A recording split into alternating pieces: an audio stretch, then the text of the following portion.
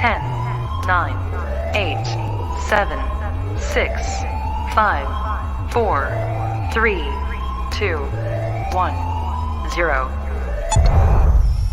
And look at Edouard Mendy. My opinion is following about if he needs to come to the situation. I think he's got it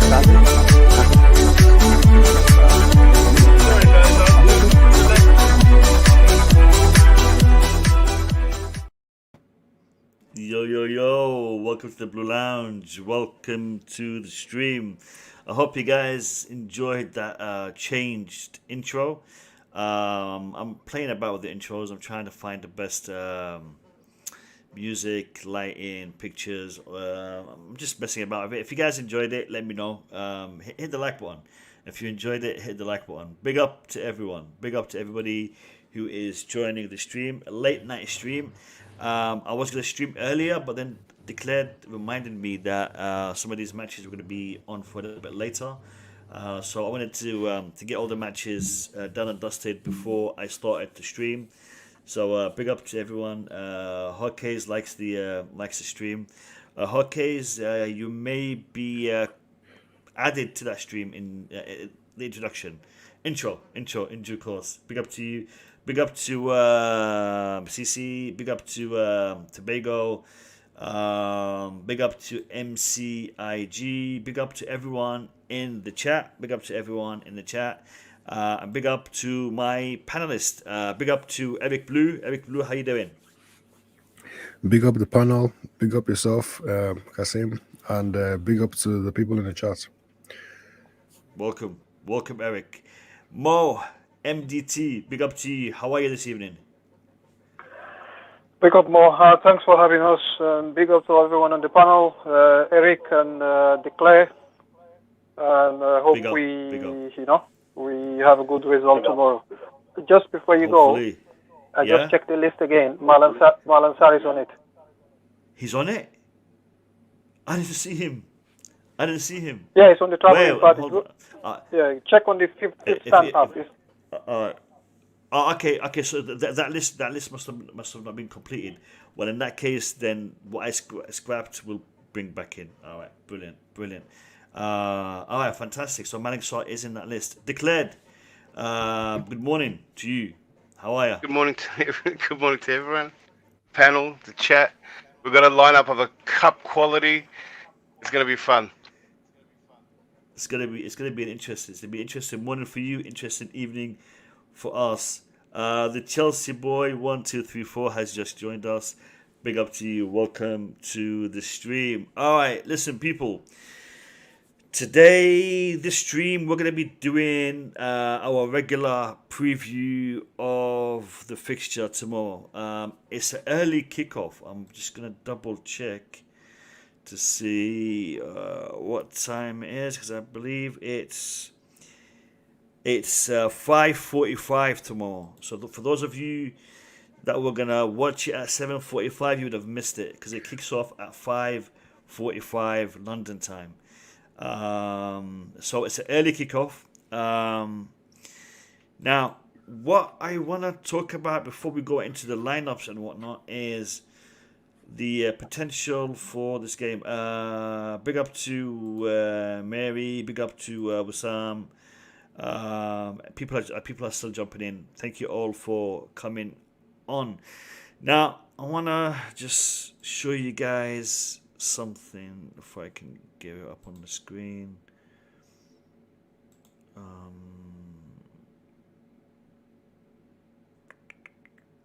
do I do this? One second. Champions League groups.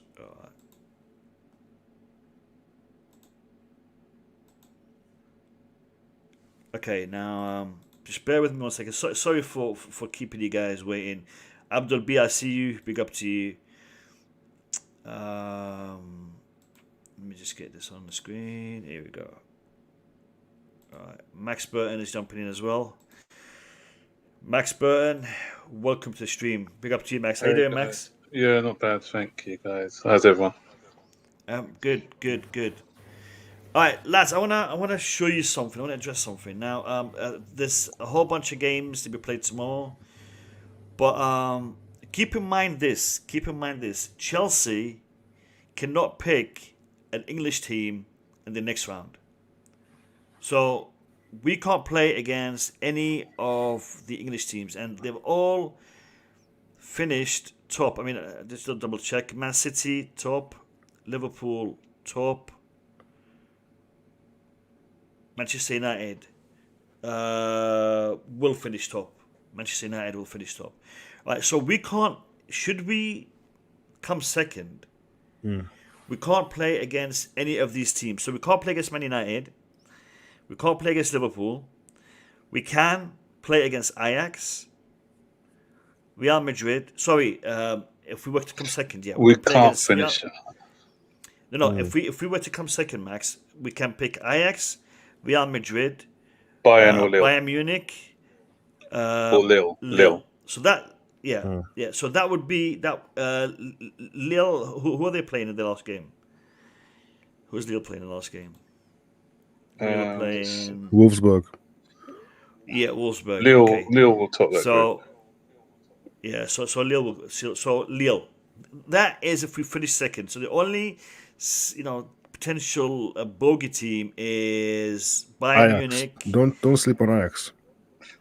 And Real Madrid. Sleep on Ajax. Doing really well. You remember last year, our toughest opponent was Porto on our way to the Champions League final. Don't sleep on Ajax. Yeah. They're very dangerous. And Real Madrid. I was watching the Real Madrid match just a minute ago. They're hitting a bit of form now. Okay. Now that's if we were to finish second. If we were to finish top, we could face PSG, Atletico, Sporting.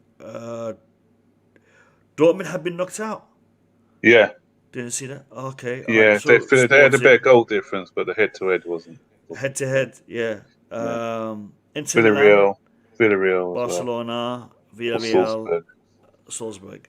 Yeah. So to be honest, wow, it doesn't really make too much of a difference, does it? Really? It does. It does. Explain to me. The reason why it makes a difference. I just finished making a video. Actually, I haven't posted it yet, and I said it does make a difference between finishing first and second. The reason is because the teams you mentioned, by finishing second, we've got 7 options, and the only one banana skin in that 7 is PSG. So we've got a 1 in 7 chance of playing PSG. Then, if we finish, because of all the, as you mentioned before, if all the English clubs top their group. We've got a 1 in 2 chance of facing Bayern or Real Madrid. And as NDT says, don't sleep on Ajax. Ajax have looked good this season. They've had a great group stage. So the only one really I'll say is Lille. Ajax should be beatable, but the other 2 will be trickier ties. So that's what I think is important to finish top. You meant 1 in 4, right? Not 1 in 2. No, 1 in 2 of playing Bayern or Real Madrid. No, 1 in 4. Yeah, there's 50%. 50% chance. No, facing one of those 2. Yeah. 1 in 4 of it to face Bayern. Either facing Bayern or Real Madrid, I said it's 1 in 2 chance of facing one of those 2 teams.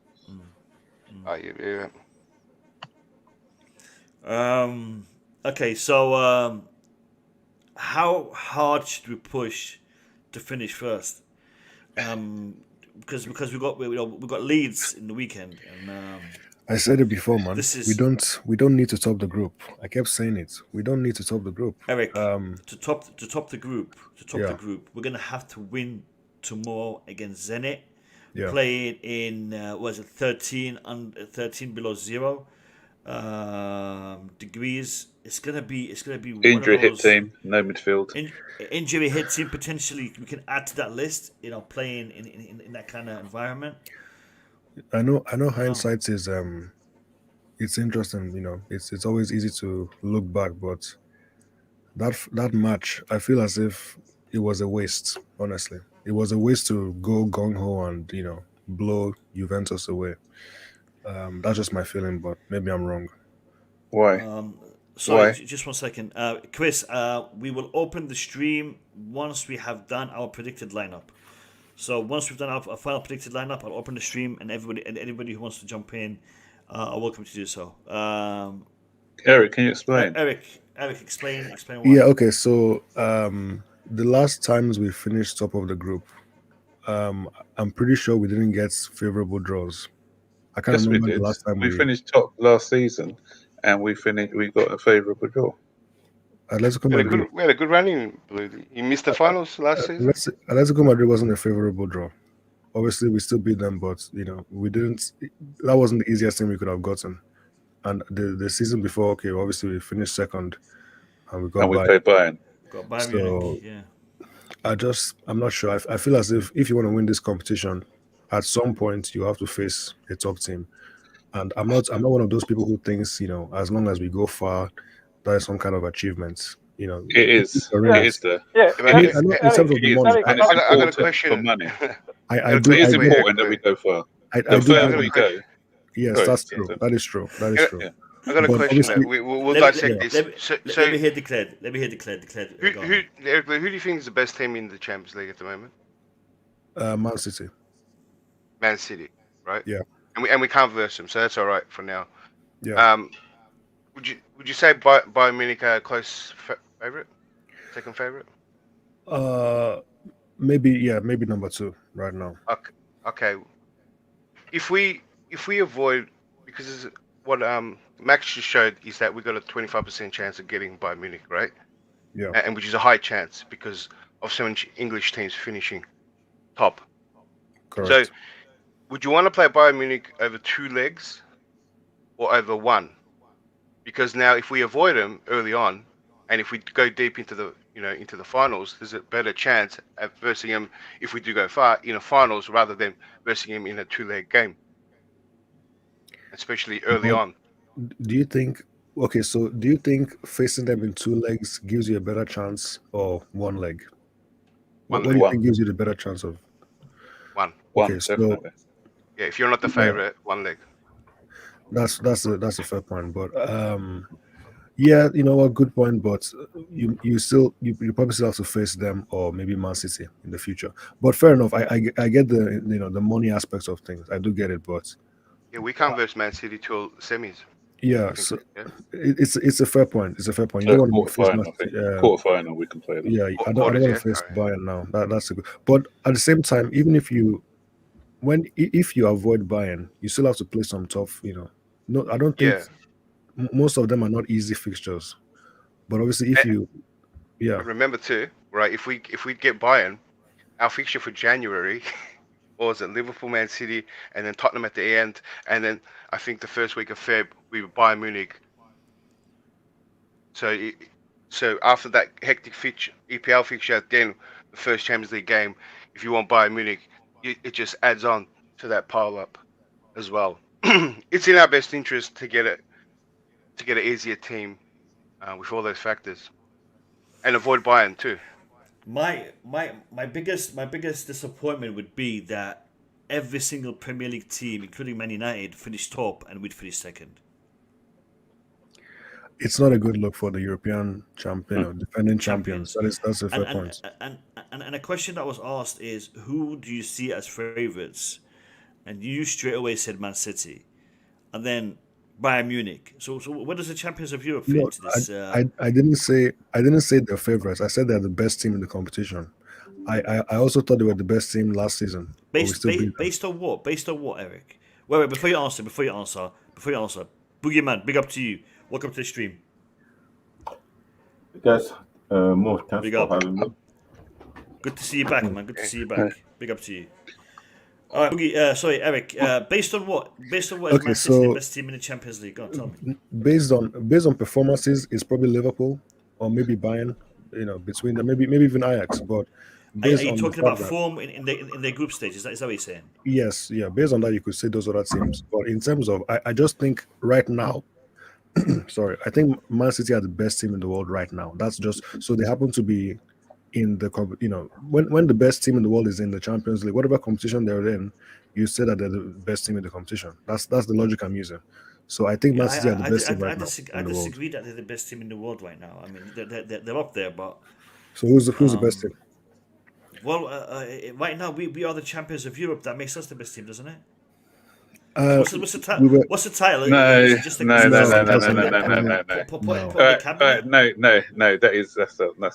not. We're the champions of Europe, but we're not the best team. If we're the best team, we've won our domestic league as well as winners. We're not the best team, man. So you're saying that Liverpool were better than us in 2004 then?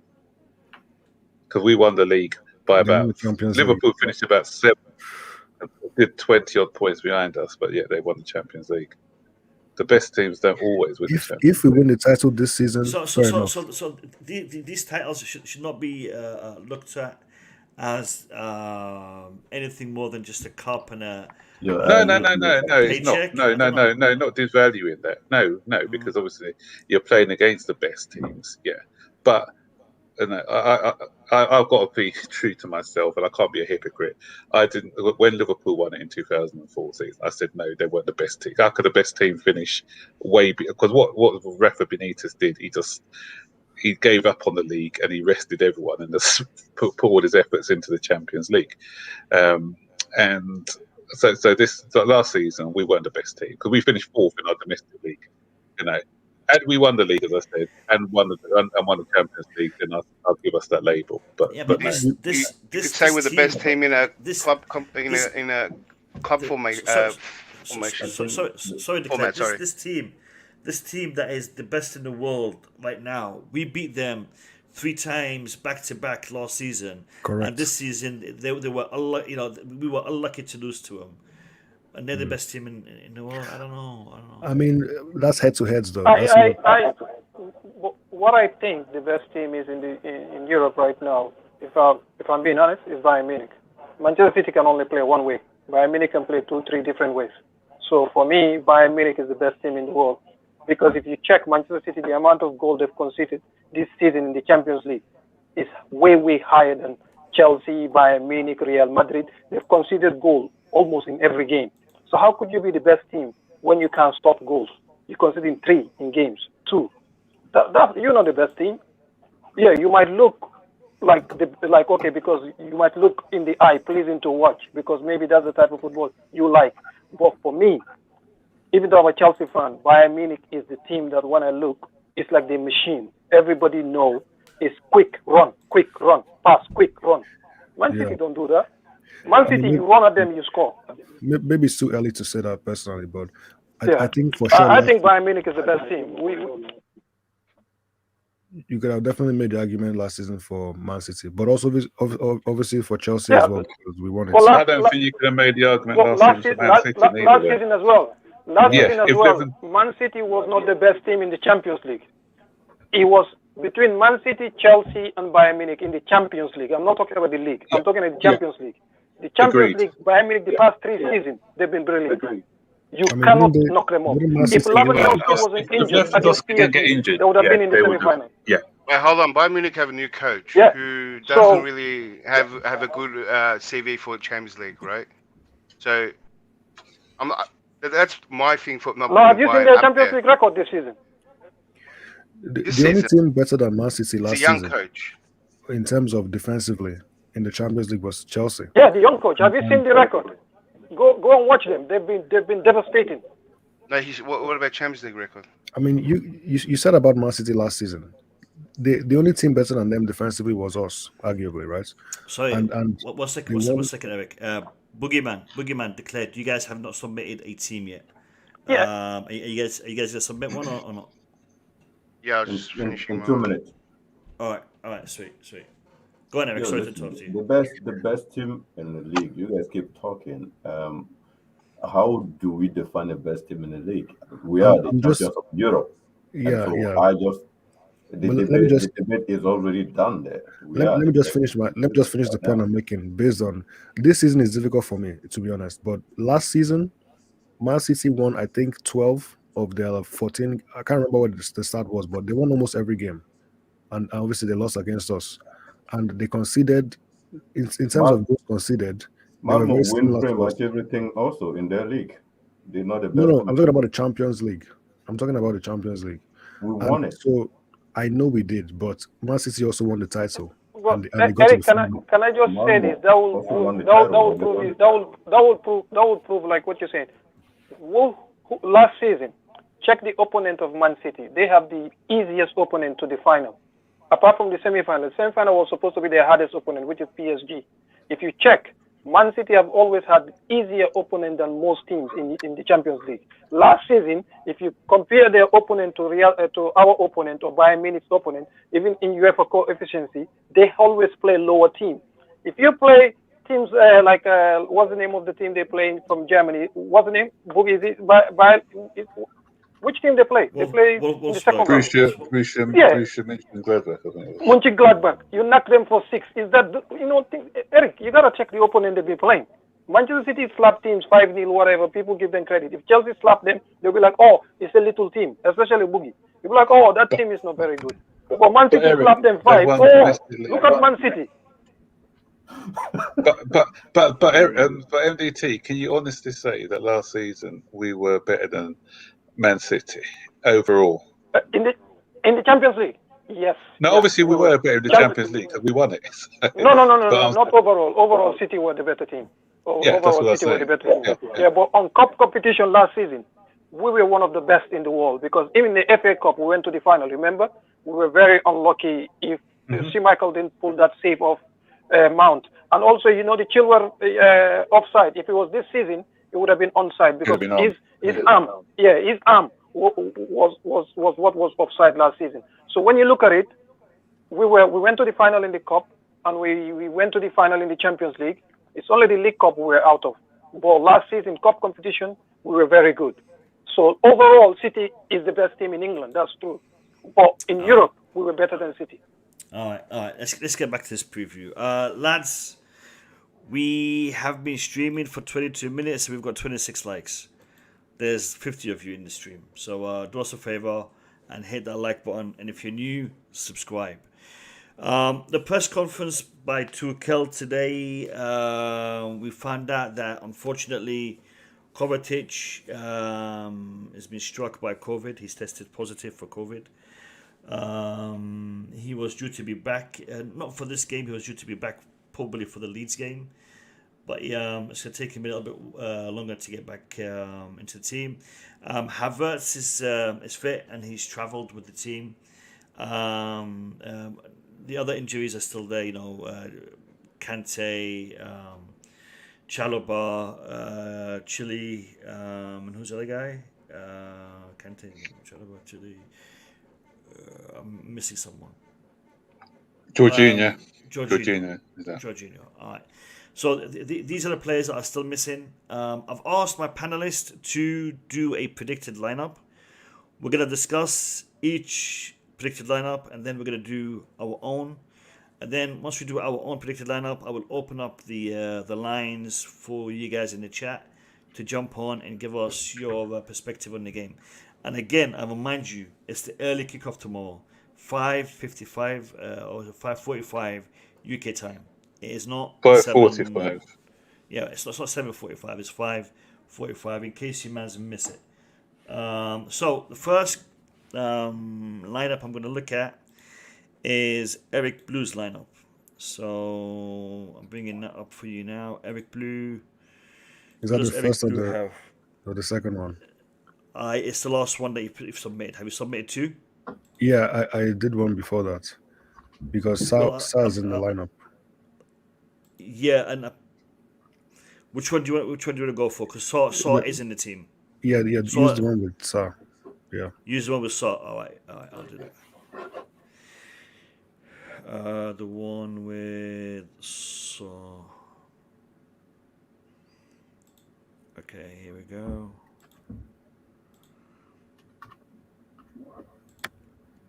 Eric Blue's line. Okay, so Eric Blue has gone for Kepa in goal, Thiago Silva flanked by Christensen and Sa in defense, Alonso Aspi as our wing backs, the great Saul with Loftus-Cheek in midfield, with Ziyech, Callum and Lukaku up front.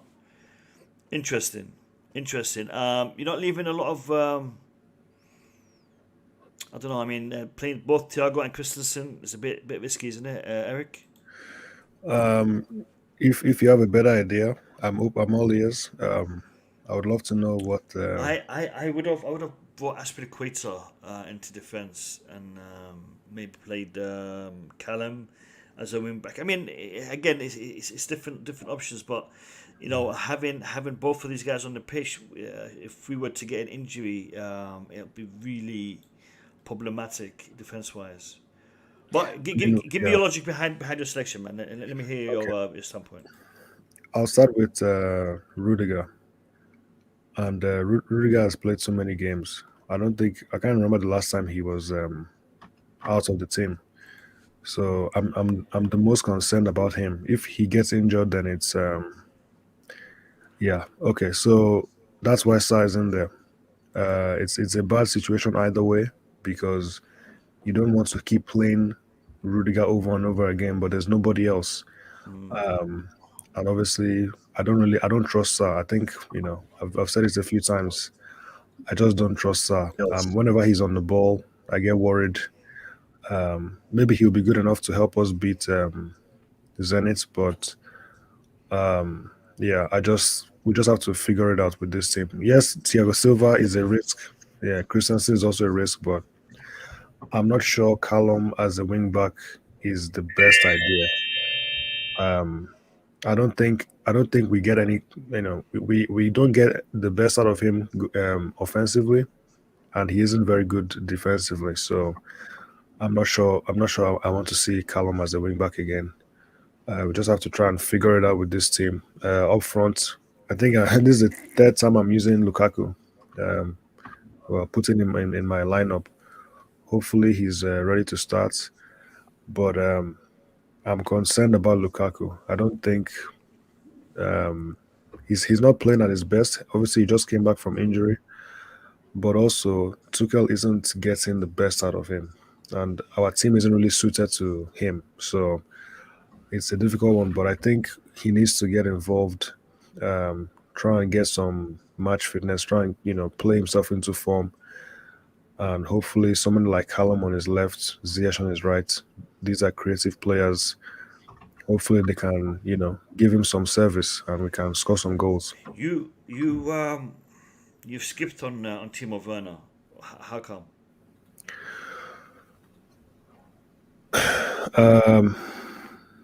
The reason why I'm asking is because for rotational purposes, I can see both Hakim Ziyech, Lukaku, and even Callum being useful against Leeds. On the other hand, Timo I can do without against Leeds.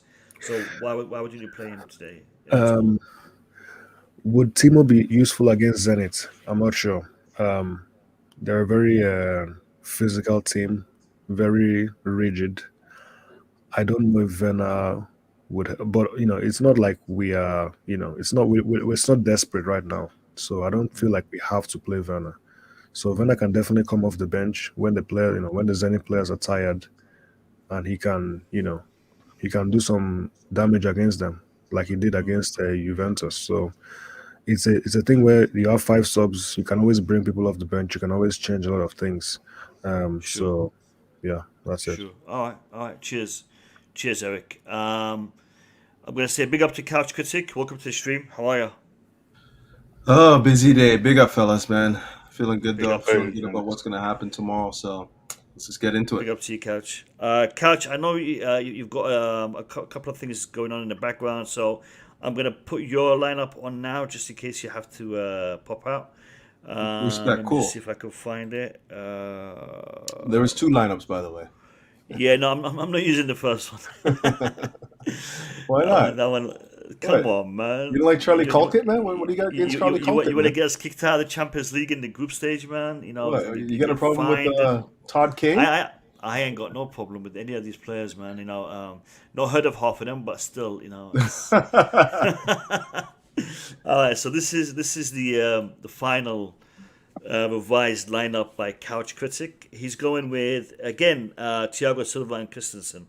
Kepa in goal, Thiago Silva, Christensen, and Malang Sarr, with Aspi and Alonso. So the same back line as Eric. Midfield again, Saul and Ruben Loftus-Cheek, but he's gone for a different formation. So you got a 5-man midfield with an attacking player in Barkley with Timo Werner and Pulisic up front. Interesting. I like it. Interesting. Couch, let me hear it. Well, what's your thinking behind this lineup? What's my thinking behind this lineup? Needs must. What can we do? If it were up to me, I wouldn't be playing Silva, but what are you going to do? Like, there's nobody that can come in and play that role. We didn't travel with any of the kids. I was looking to see even like Mboyamba, if he was going to make the trip. They didn't bring any of them, so you got to play Silva, right? As far as the midfield goes, I think it pretty much picks itself. Saul Niguez clearly is going to have to play. Jorginho hurt his back or something like that, I guess was what the word is that he was saying. Hip back, something like that. Yeah, and Ruben Loftus-Cheek is clearly the only other fit midfielder that we have right now. Sucks with Kovačić, although I don't think that he would have played this game anyways, but it really does suck that he's had another setback. As far as like the attacking options now, I just think Barkley needs to come into the game because, you know, it's a game that you can rotate the squad a bit, and if you're thinking about that Leeds game, there's other guys that you kind of want, you know, at their most fit. So if you look at this lineup, you can almost imagine what my Leeds lineup is going to look like just based on what you're seeing here today. Sure. But Alonso, we just don't have a natural replacement for him yet. I know some people think that Saul Niguez can play there, and who knows, maybe if the game is settled in the first half, you maybe shift him out there and bring in whoever in the midfield. I don't know, maybe you drop Mountain there or something like that just to give some of the guys minutes. But as is right now, with the game still in balance, first place up for grabs, and also the prize money, I think that we can't really be, you know, looking to try people in different positions before the game is settled. So this is my lineup based on just what we can actually do. Could be anything though, to be honest. You guys know that as well. Yeah, no, of course. And again, would you consider Azpilicueta in defense and maybe Callum as a right wing back, or maybe even Reece James to take part in the game tomorrow?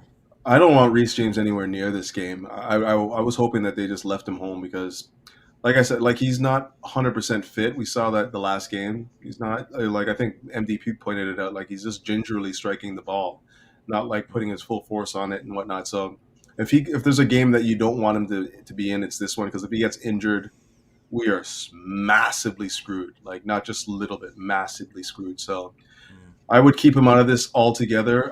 Yes, Azpilicueta can play that center back position, and maybe you put Callum there. That's a possibility.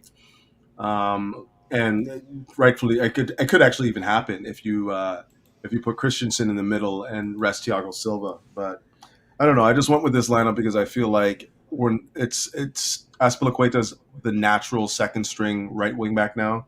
He hasn't played in a little bit. Just play him there, and you know everything else is kind of like picks itself almost. All right, sweet. I'm gonna go to. Let me have a look. I want to see MDT. MDT was the first one to submit a lineup. So let's have a look at MDT. Is that the one? Okay, here we go. Let's share screen. All right, MDT has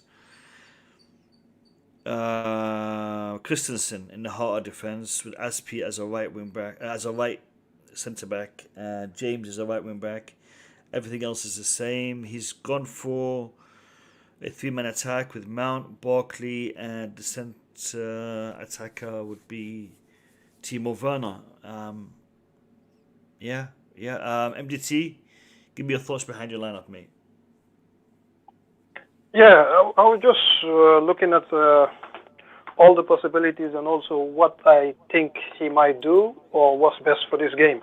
So that was all part of the logic. I know most likely Sar, Christensen and Aspi will play.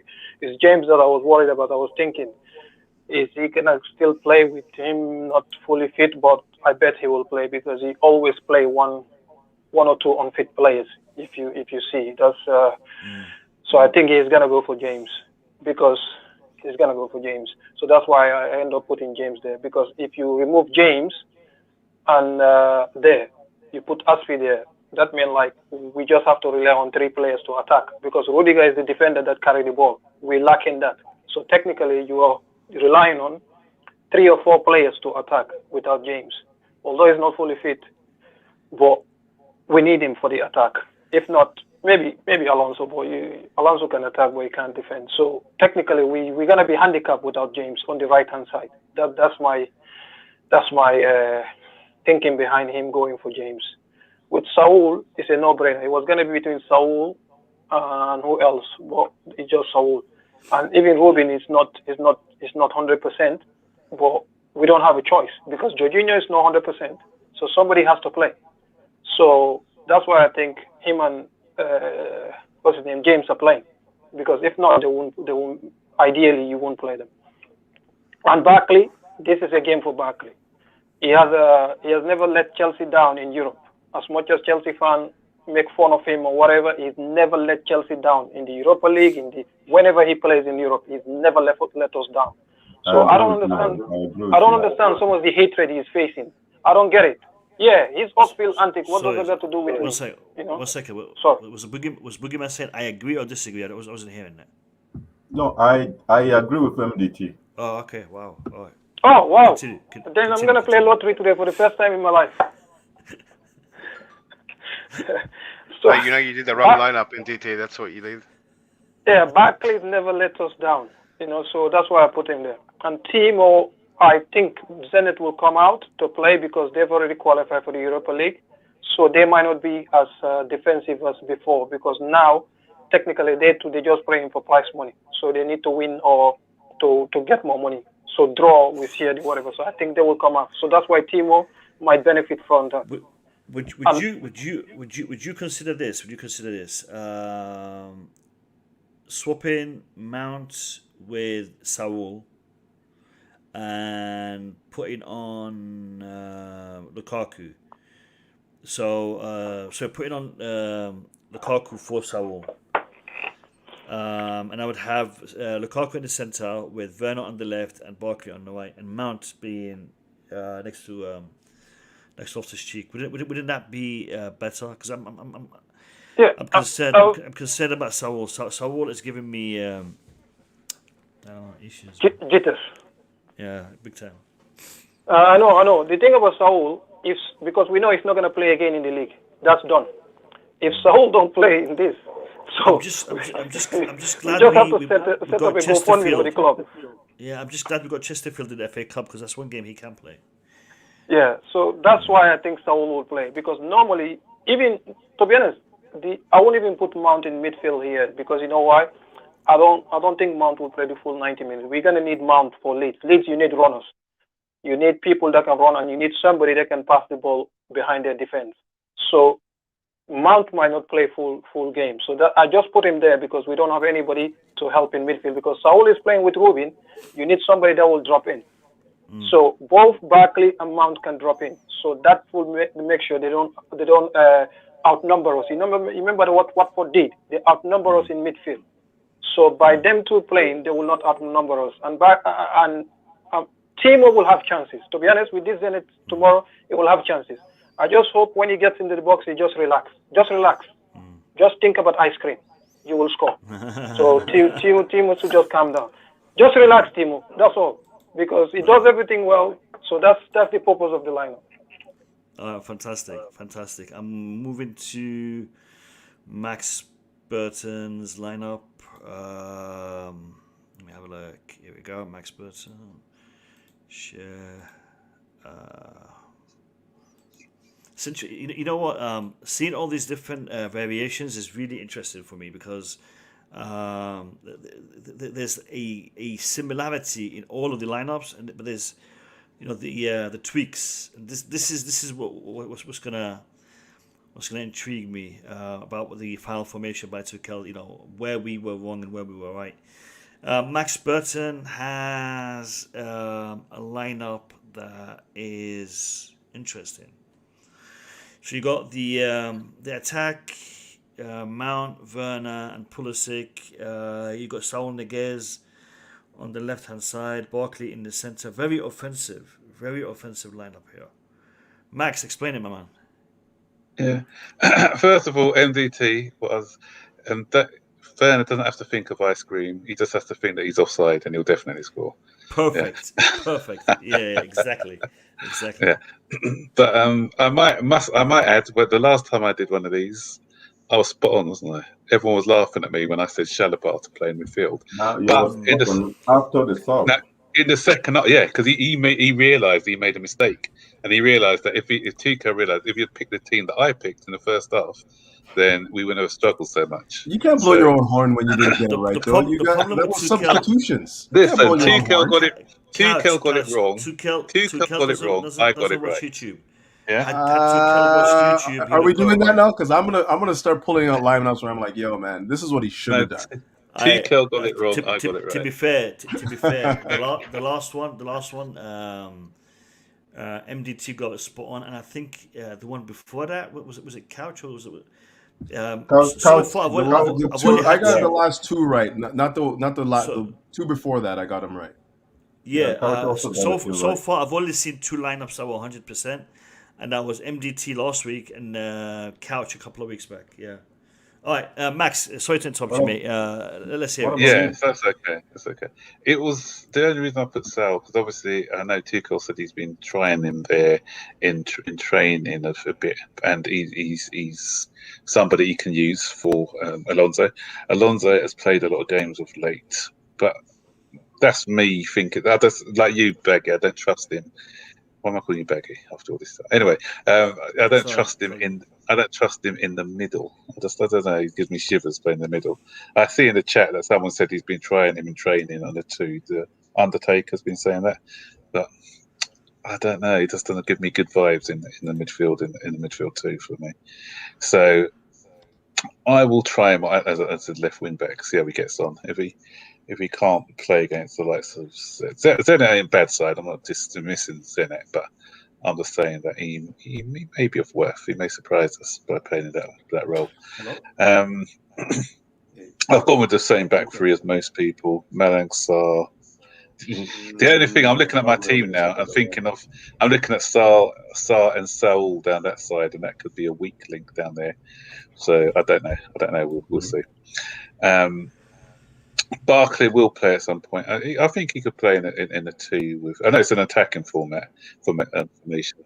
I hear what he said before. MDT said that he don't think that they will be defensive, but every team he plays against Chelsea play a defensive way. They don't open up because they know. Even if you look at the way that West Ham played against us on Saturday, against Liverpool, they went toe to toe, but they sort of played. They didn't sit back a lot. They were attacking Liverpool a bit more. Against us, they changed their formation and when matched us three at the back. So I think that Zenit, even though they've already qualified, I still don't think they're going to open up against us. So I think we are going to not have to do a lot of defensive work. So that's why I've gone for the two attacking-minded midfielders. And if Loftus-Cheek sits, because he didn't have to play the box-to-box, I thought in the last 20, was it West Ham or the game against Watford, where he actually sat, he looked a lot better as a sitting midfielder than when he was roaming. Reece James, like everyone else, I wouldn't want to play him ideally, but if we're playing Aspie on as one of the centre backs, then Reece James has to come in as right wing back. Thiago Silva's played a lot of games of late, so that's why I wouldn't be risking Thiago Silva for this game. He needs a rest, I think. And it's going to be a cold night in Russia. You've got to remember that. So hamstrings and everything else are going to be, maybe a bit tighter. So we need to be trying to pick some players who are haven't played a lot of games. Mason Mount. It could be Mason Mount, or it could be Callum Hudson-Odoi, any one of those two. But I'll pick Mason, because Mason, obviously, when you look, he hasn't played a lot of games, has he, this season? So he still should be fairly fresh. So I don't think fitness is going to be an issue for him. Lukaku's still not fit enough, I don't think. So the manager's admitted that himself, so that's why I've gone for Werner and Pulisic as well. Yeah. Why would you be against Pulisic being in the centre and Werner on the left?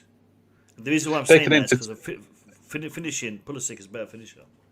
Yeah, they can interchange. If we play with the beauty about this is quite fluid.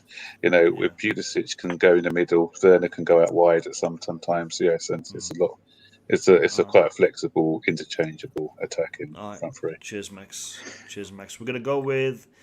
I'm gonna leave Boogeyman to the end because he submitted his last. So we'll go to Declared's lineup. Let me just pull it up. Oh, Since when Declare is more important than me on the blue. He submitted it before you. You submitted it last. I'm taking offense to this whole thing, man.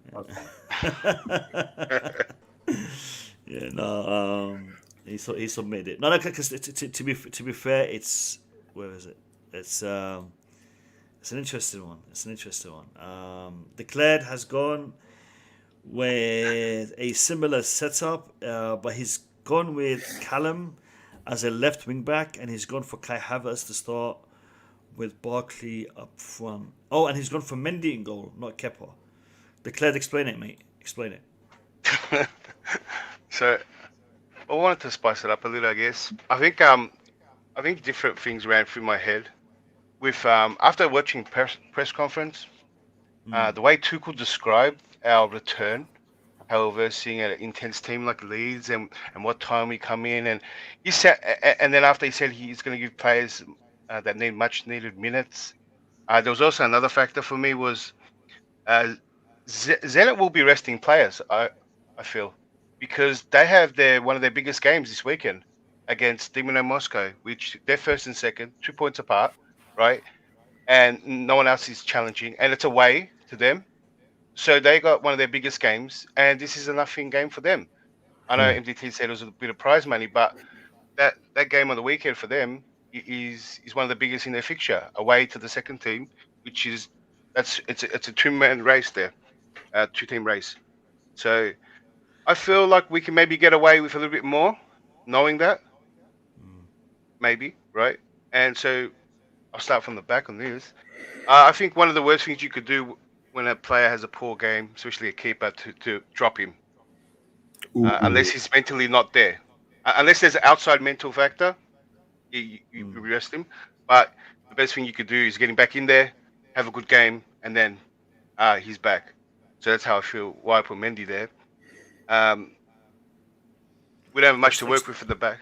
Yeah, sorry. Explain to me, Callum, Havertz in particular. I'm interested in those two selections. Yeah, so Sal's been talked a lot, but rarely shown.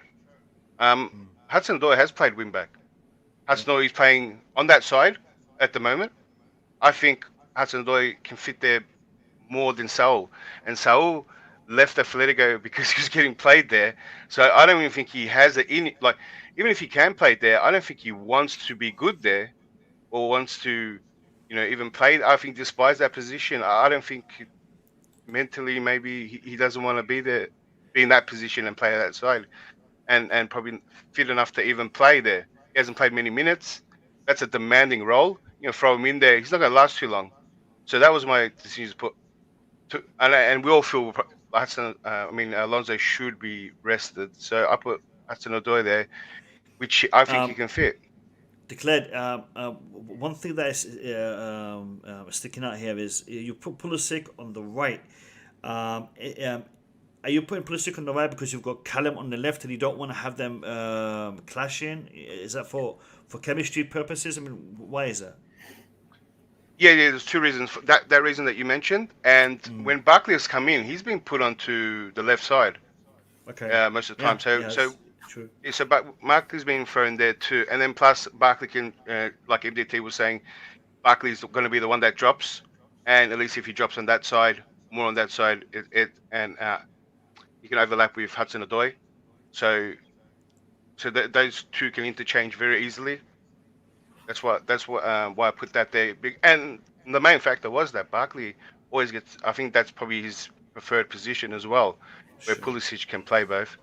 And I think Havertz comes in to be that focal point. I think in the past when we've played without Lukaku or Havertz, we haven't looked that well, especially against a team that is probably defensively, a low block like ZENIT. They might not play that way, but I think they will still. I think they will still be defensively sound. All right. Yeah, and the rest of it is explains itself. Yeah, it's a bit hard too because of the 5 subs. Because I keep thinking we might play one of those players we don't want to play, and then he's going to bring them off. So it was a bit harder to do. Yeah. I mean, to be fair, declared, I don't see this lineup being picked. I gotta be honest too. I don't too. But I see the case you've made for the players. But it's not something that Tuchel is going to pick. But thanks for keeping it interesting, man. Appreciate it. All right, let's go with Boogeyman. And I haven't, by the way, guys, I have not seen these lineups. I mean, the only ones I did see in advance was Couches and MDT. So I have no idea what Boogeyman is about to show us. So let me have a look. I hope you can top mine. If he doesn't put Barkley there, I'll be surprised, man. We'll see. Here it's coming up now. Okay, share Boogie. Here we go. Let's have a look. All right, so wow, what are you doing there, man?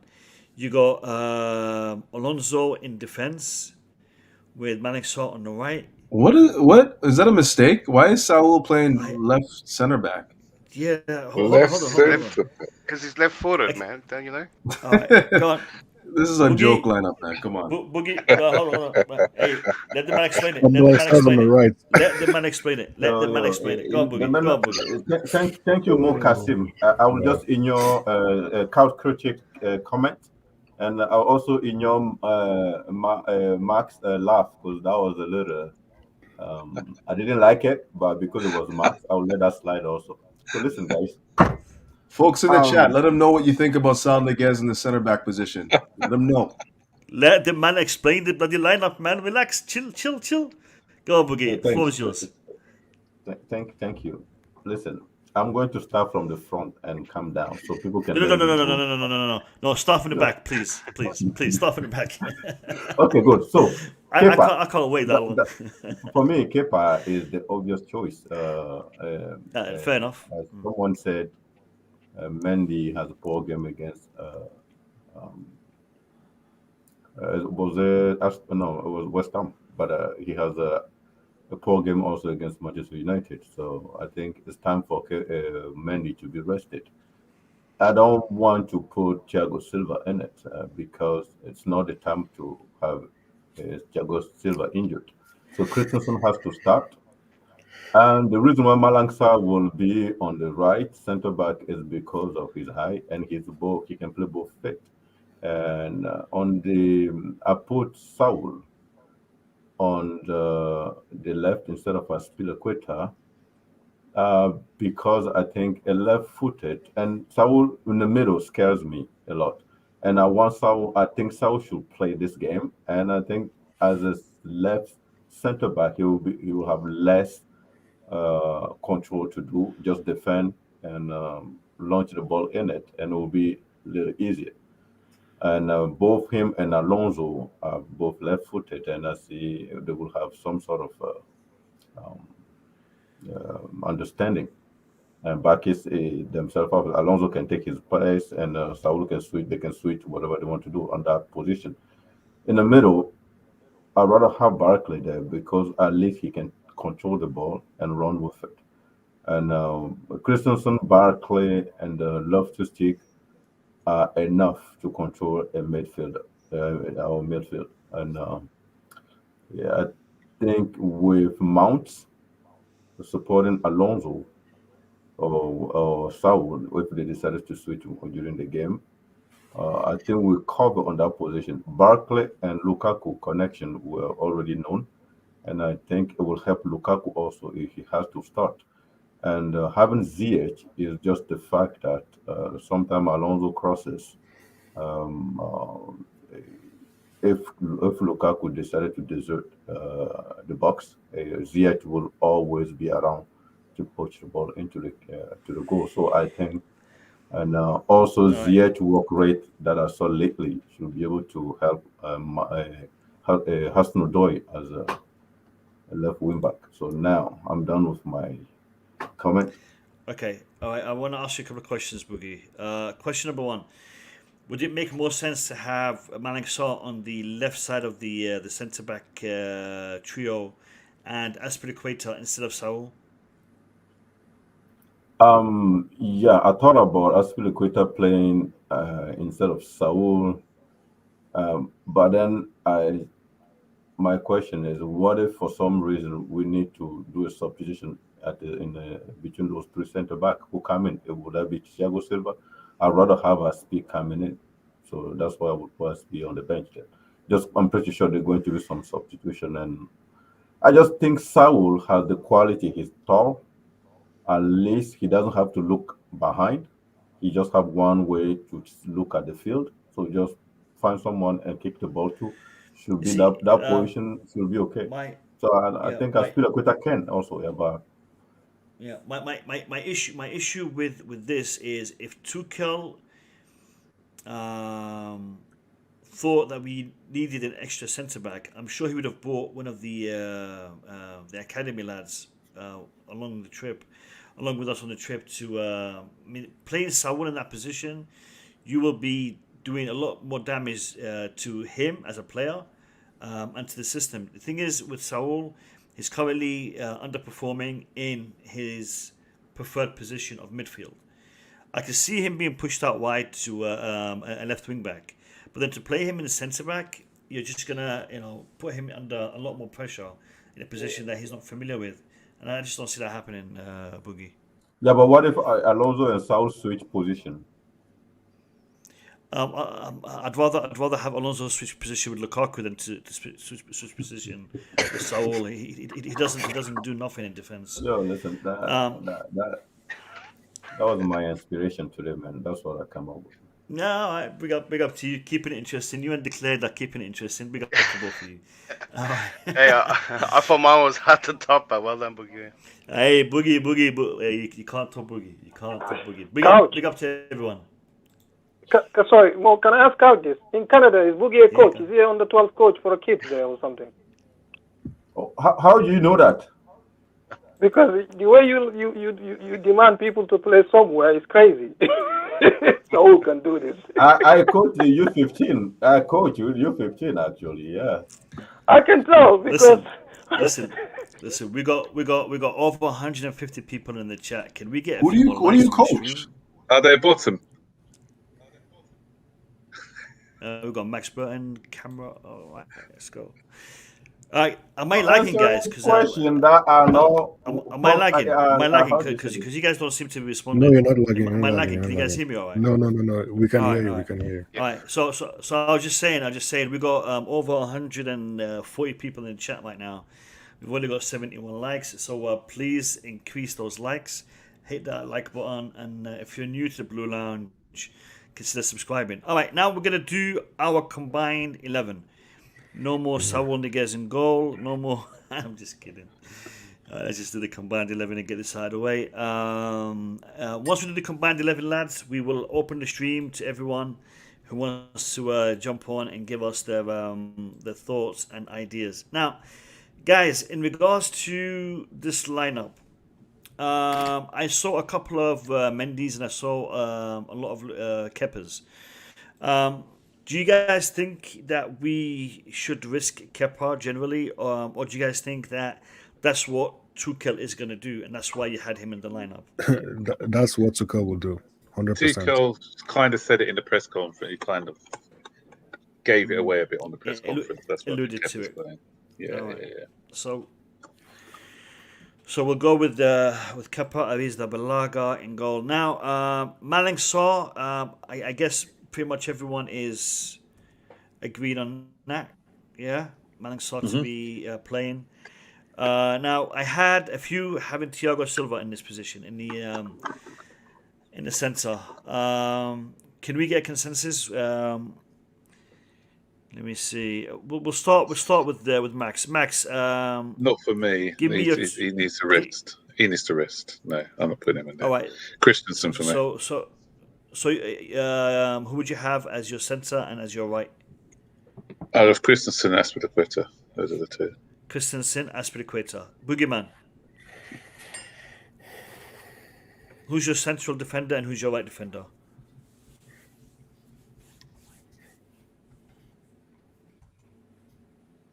Boogeyman, I think you're on mute. Boogeyman, can you hear me? Yeah. Who's your central and... Yeah, so Christensen and Azpi. Saar's on the left. Christensen and Azpi. All right, brilliant. Yeah. All right, brilliant. Mo, who would you have as your centre and as your right centre back? Christensen and Azpi. All right, brilliant. Eric? Thiago Silva and Christensen. Okay. Declared? Christensen, Azpi. Couch? Thiago Christensen. All right, so it's going to be Christensen and Azpi. All right. So I'm going to be guessing that the right back is going to be between James and... Yeah, let me ask you one at a time. We'll start with Couch. Couch, who would you have as your right wing back? Well, if that's the case, I'm going to put Callum there. But You won't risk James, right? Sorry? You won't risk James. No, not at all. Okay, fair enough. Declared. Reece James. Okay. Eric? Nothing, because I was supposed to put I put Azpi as the wing back, but obviously he's a centre back. And I don't think we just play without wing back. no, you guys will choose the wing back, but I'm not choosing Callum.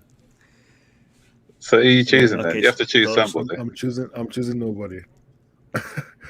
I'm choosing Azpi, but obviously Azpi is a centre back. Yeah. Yeah. So this is the combined formation lineup. So you got to choose somebody. So you got to choose someone. There's nobody to. Okay, I'm gonna say Saul, right wing back. Wow. Yeah. What a renege, man. You're just going to like... Yeah. I mean, You might as well just said like you know what, Eric.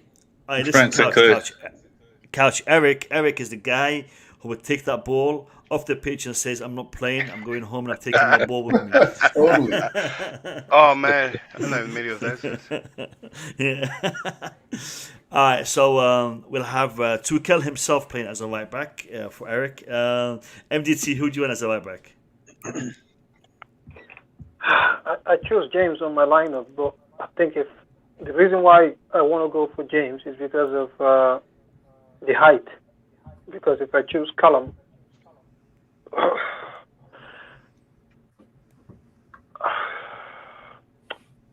think I will stick with James because height, because you can't have Callum and Azpi there and there's no Thiago, no Rudiger in defense. That's, I'll go James. I was going to put Callum and James. Yeah. Okay. All right. Boogeyman? Callum for me.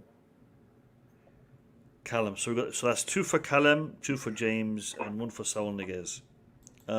Max? Reece James for me. All right. You know what? I think this will be the case. Purely for the fact that you want to strengthen the defense because of this geezer. All right. Now Alonso or Saul? Max, you go first on your as left wing back. Or you can go for Callum. I put Saul in my original team, so that's who I'm going with. I'm sticking with him. All right. Guys, when I suggest names, you don't have to go for those names. If you think someone else can be in that position, by all means, let me know. So we've got 1 for Saul. Boogie? Saul for me. Saul, 2 for Saul. Mo? Alonso. Okay, 2 for Saul, 1 for Alonso. Eric? Alonso. All right, 2-2 declared. I'm gonna go for my ace, Hudson-Odoi. 2-2. Go on, couch. Finish it for us. Decide. That's a good shout, actually, because he did play there the end of the game. All right, so that's. I think he has more right than Saul did. You gonna go with Hudson-Odoi? I'm still going with Alonso, though. I still think it's going to be Alonso.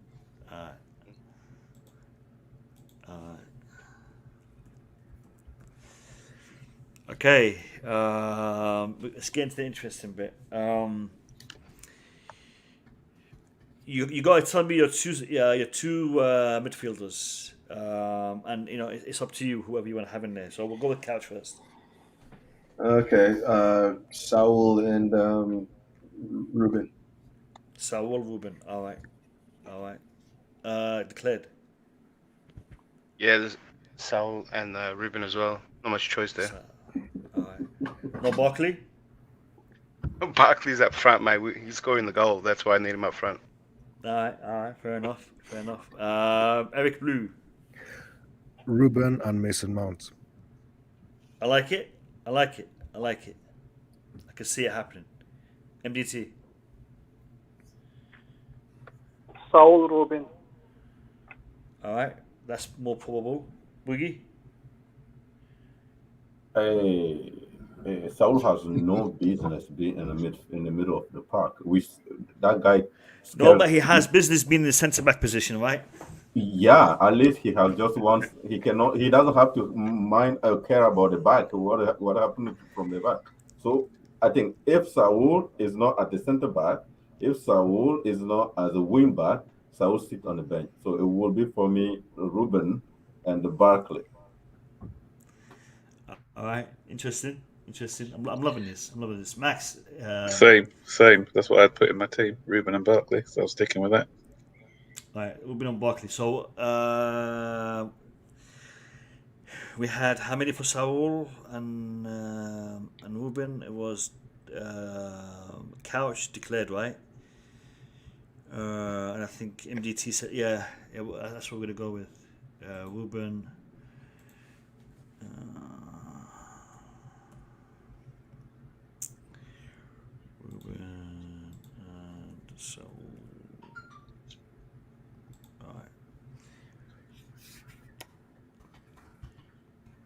All right, up front. Who's your striker? Let's go with the striker. Max, your central attacking player. Werner. All right. Or Werner, whatever his name is.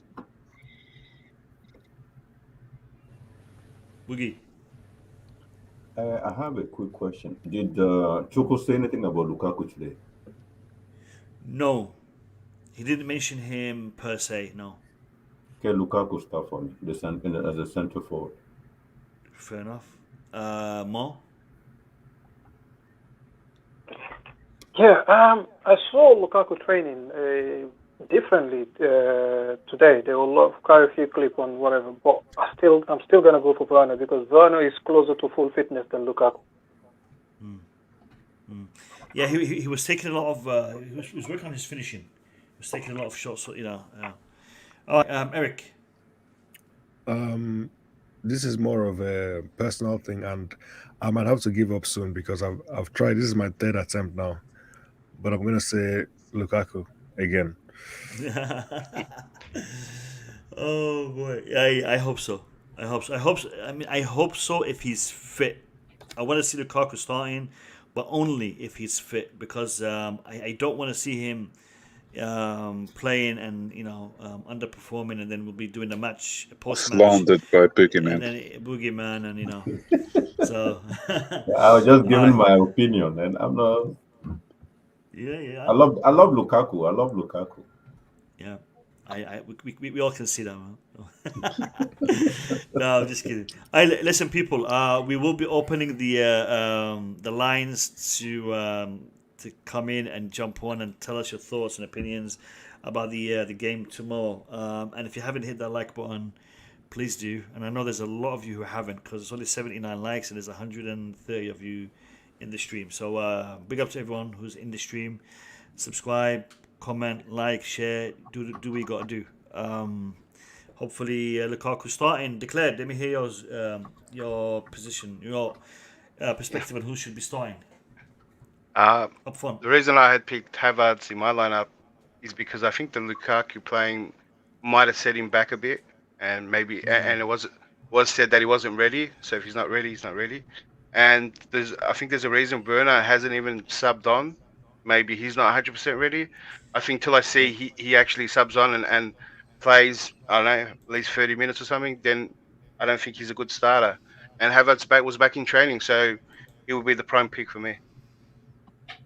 Okay, Havertz, Couch. I'm staying with Werner. Werner, all right, so that's Werner then. Said 3 for Werner, right? Or have I miscounted? One Lukaku was 2. It was Max and Eric said Lukaku. Werner was. I didn't say Lukaku. Who did he say? I said Werner. Me and Eric Blue. You and Eric Blue, yeah. Two said Lukaku. Okay, Werner. Timo. I will give him the blue card. Hopefully he can. They got him 86 finishing. I don't know how they got him on 86 finishing. It's based on his Leipzig days. Yeah, Leipzig days, man. And he's really good in FIFA too.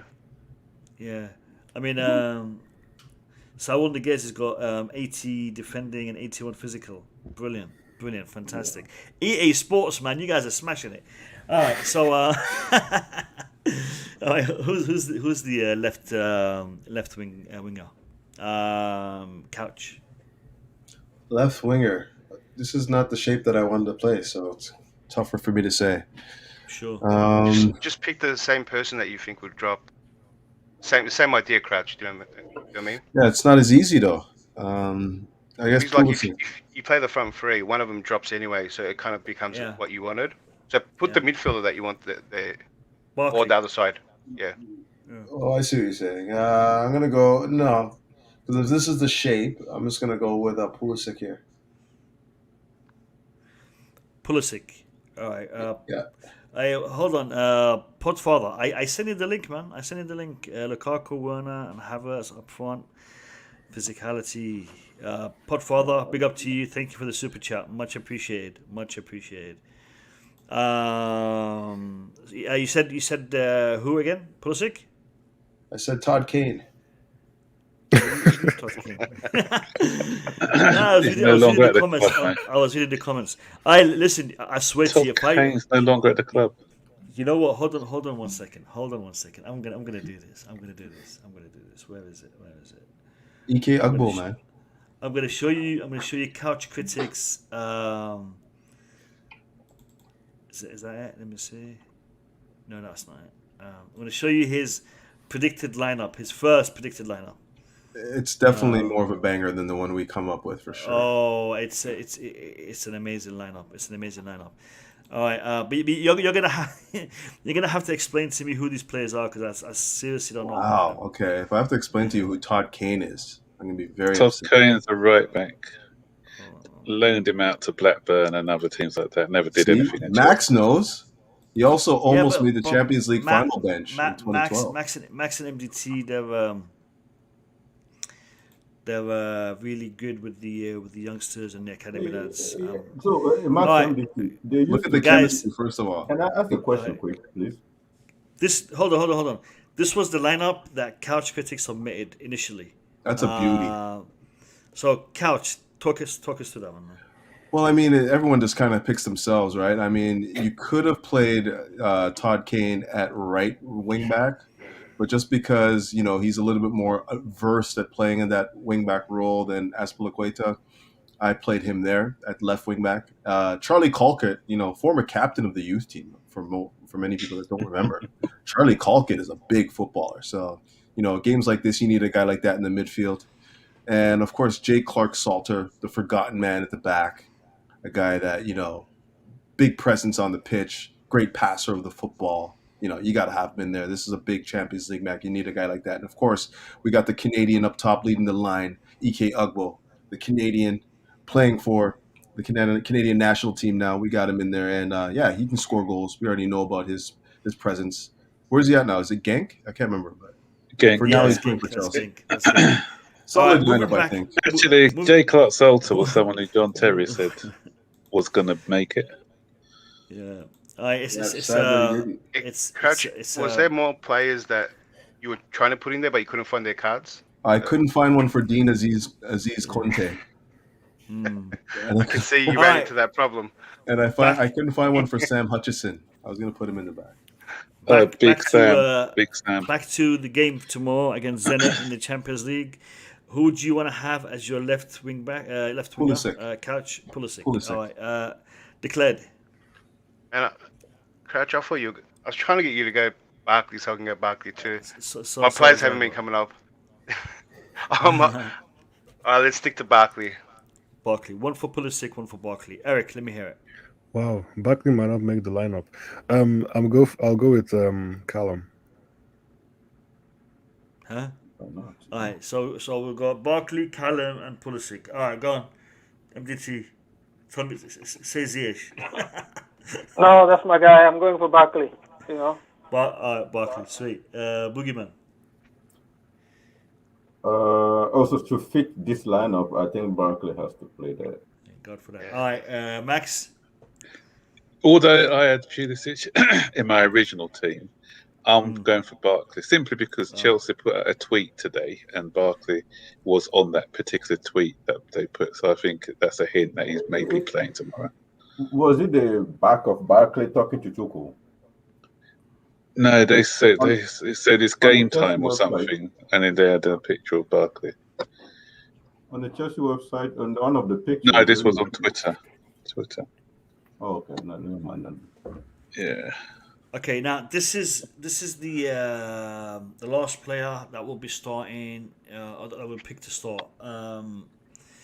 We could have Mount, we could have Ziyech, we could have Havertz, we could have a whole bunch of players. Max, who are you going to have in that position? I'll stick with my original Mason Mount. Mason Mount, sweet. Boogie. Mm-hmm. I don't think Mason Mount and Barkley will start, so I'll put Ziyech there. Okay, one for Mount, one for Ziyech. We know that Tuchel likes to play Ziyech, especially in the Champions League. So good shout. Mo? No, we're gonna need Ziyech for Leeds. I think I'm going for Mount because Mount need game time. Fair enough. Eric? Sticking with Ziyech. Okay, one each. Declared.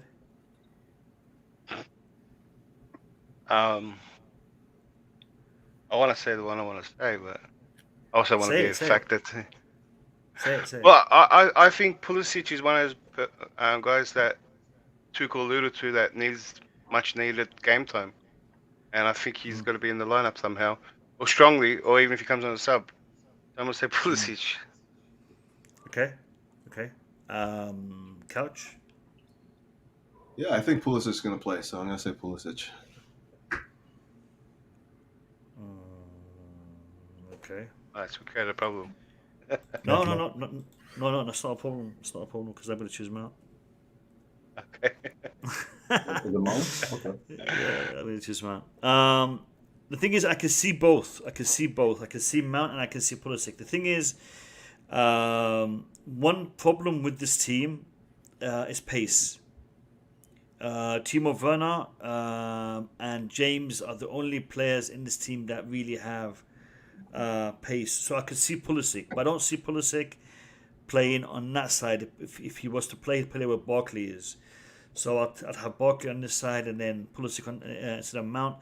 I'm not too comfortable with Barkley playing on that side.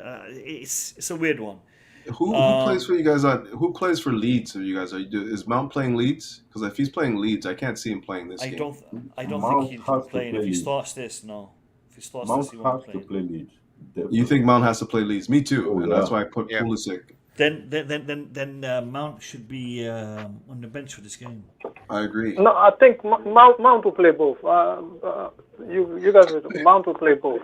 He will play both because you remember last season the same situation as well. We went away and came back late.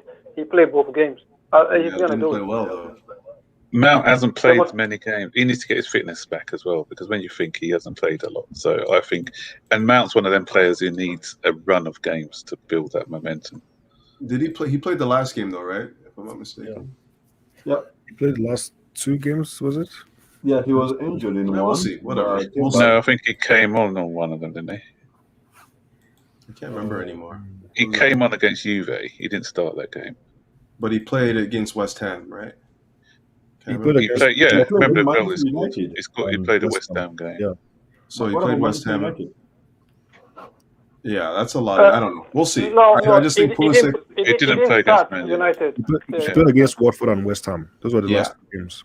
And I think Pulisic obviously got kicked around during the Watford game and was rested against West Ham. I think he comes back in here, but we'll see. We'll see. All right, guys, I'm opening up the stream. The link has been posted in the chat.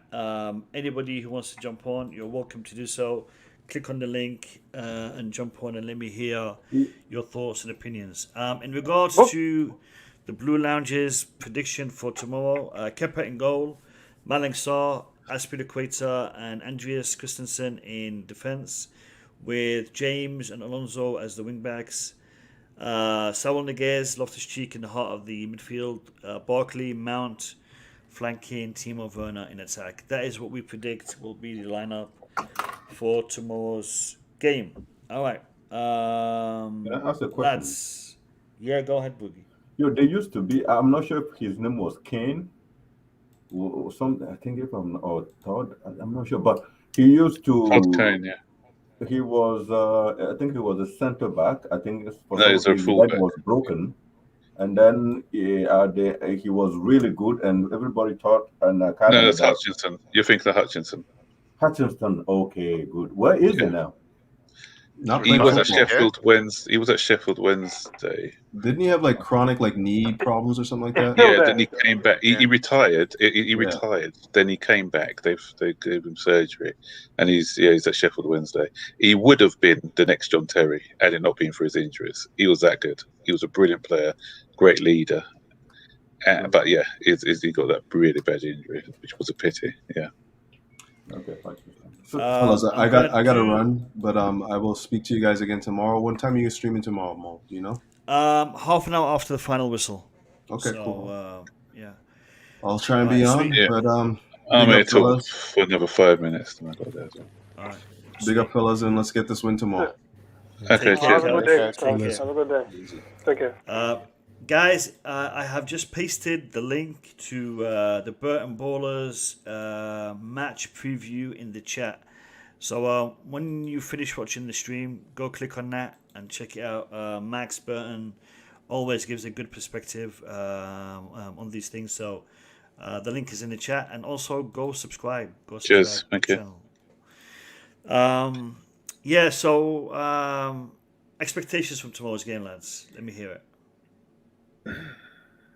I don't know basically, because it's just with the side we're going to have out there, we just don't know what's going to happen. I'm just hoping. Obviously, we do need a win, because what you alluded to earlier, Mo, when we said I think finishing first is important.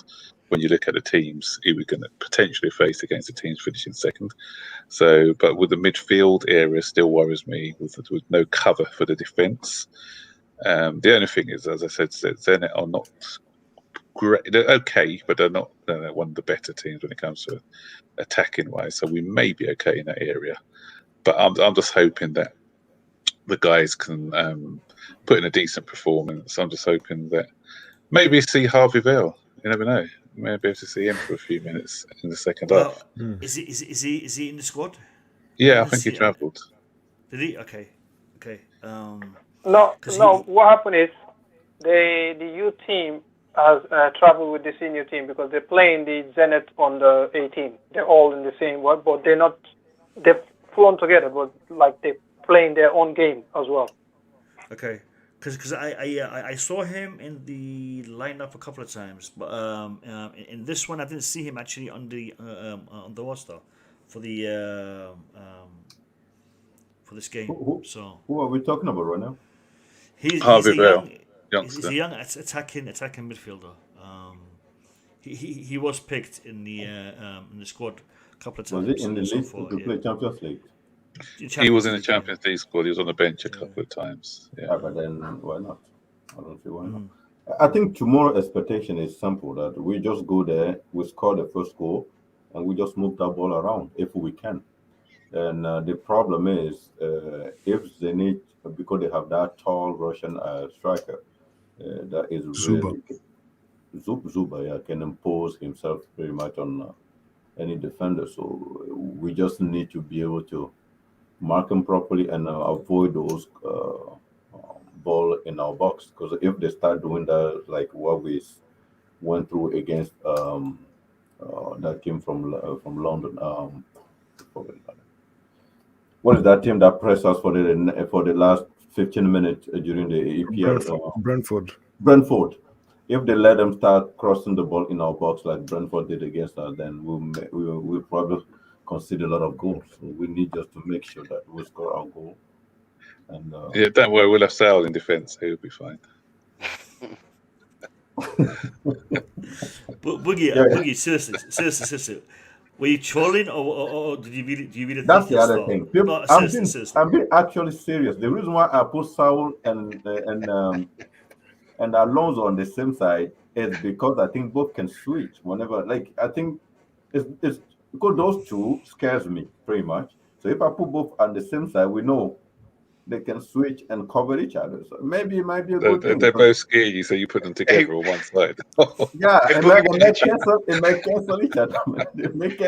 Did you consider Alonso as centre back before Saul, at least? No, listen, Alonso. I think Alonso. It was under which we signed Alonso under. No, it was before Conte, right? No, it's Conte. It was Conte. No, it was Conte. Conte signed Alonso just for the wing-back position. Okay, but when Alonso was playing for, he was playing for a team in England before, like Sunderland, right? Bolton and Sunderland. He played Bolton first on loan from Real Madrid, then Sunderland as well on loan. So when he was playing for Sunderland, he was playing left back. Centre back. He was playing. Centre back. Yeah. No, he was playing left back. Remember, he scored against us when they were. So if he was playing left and he played centre back sometimes as well.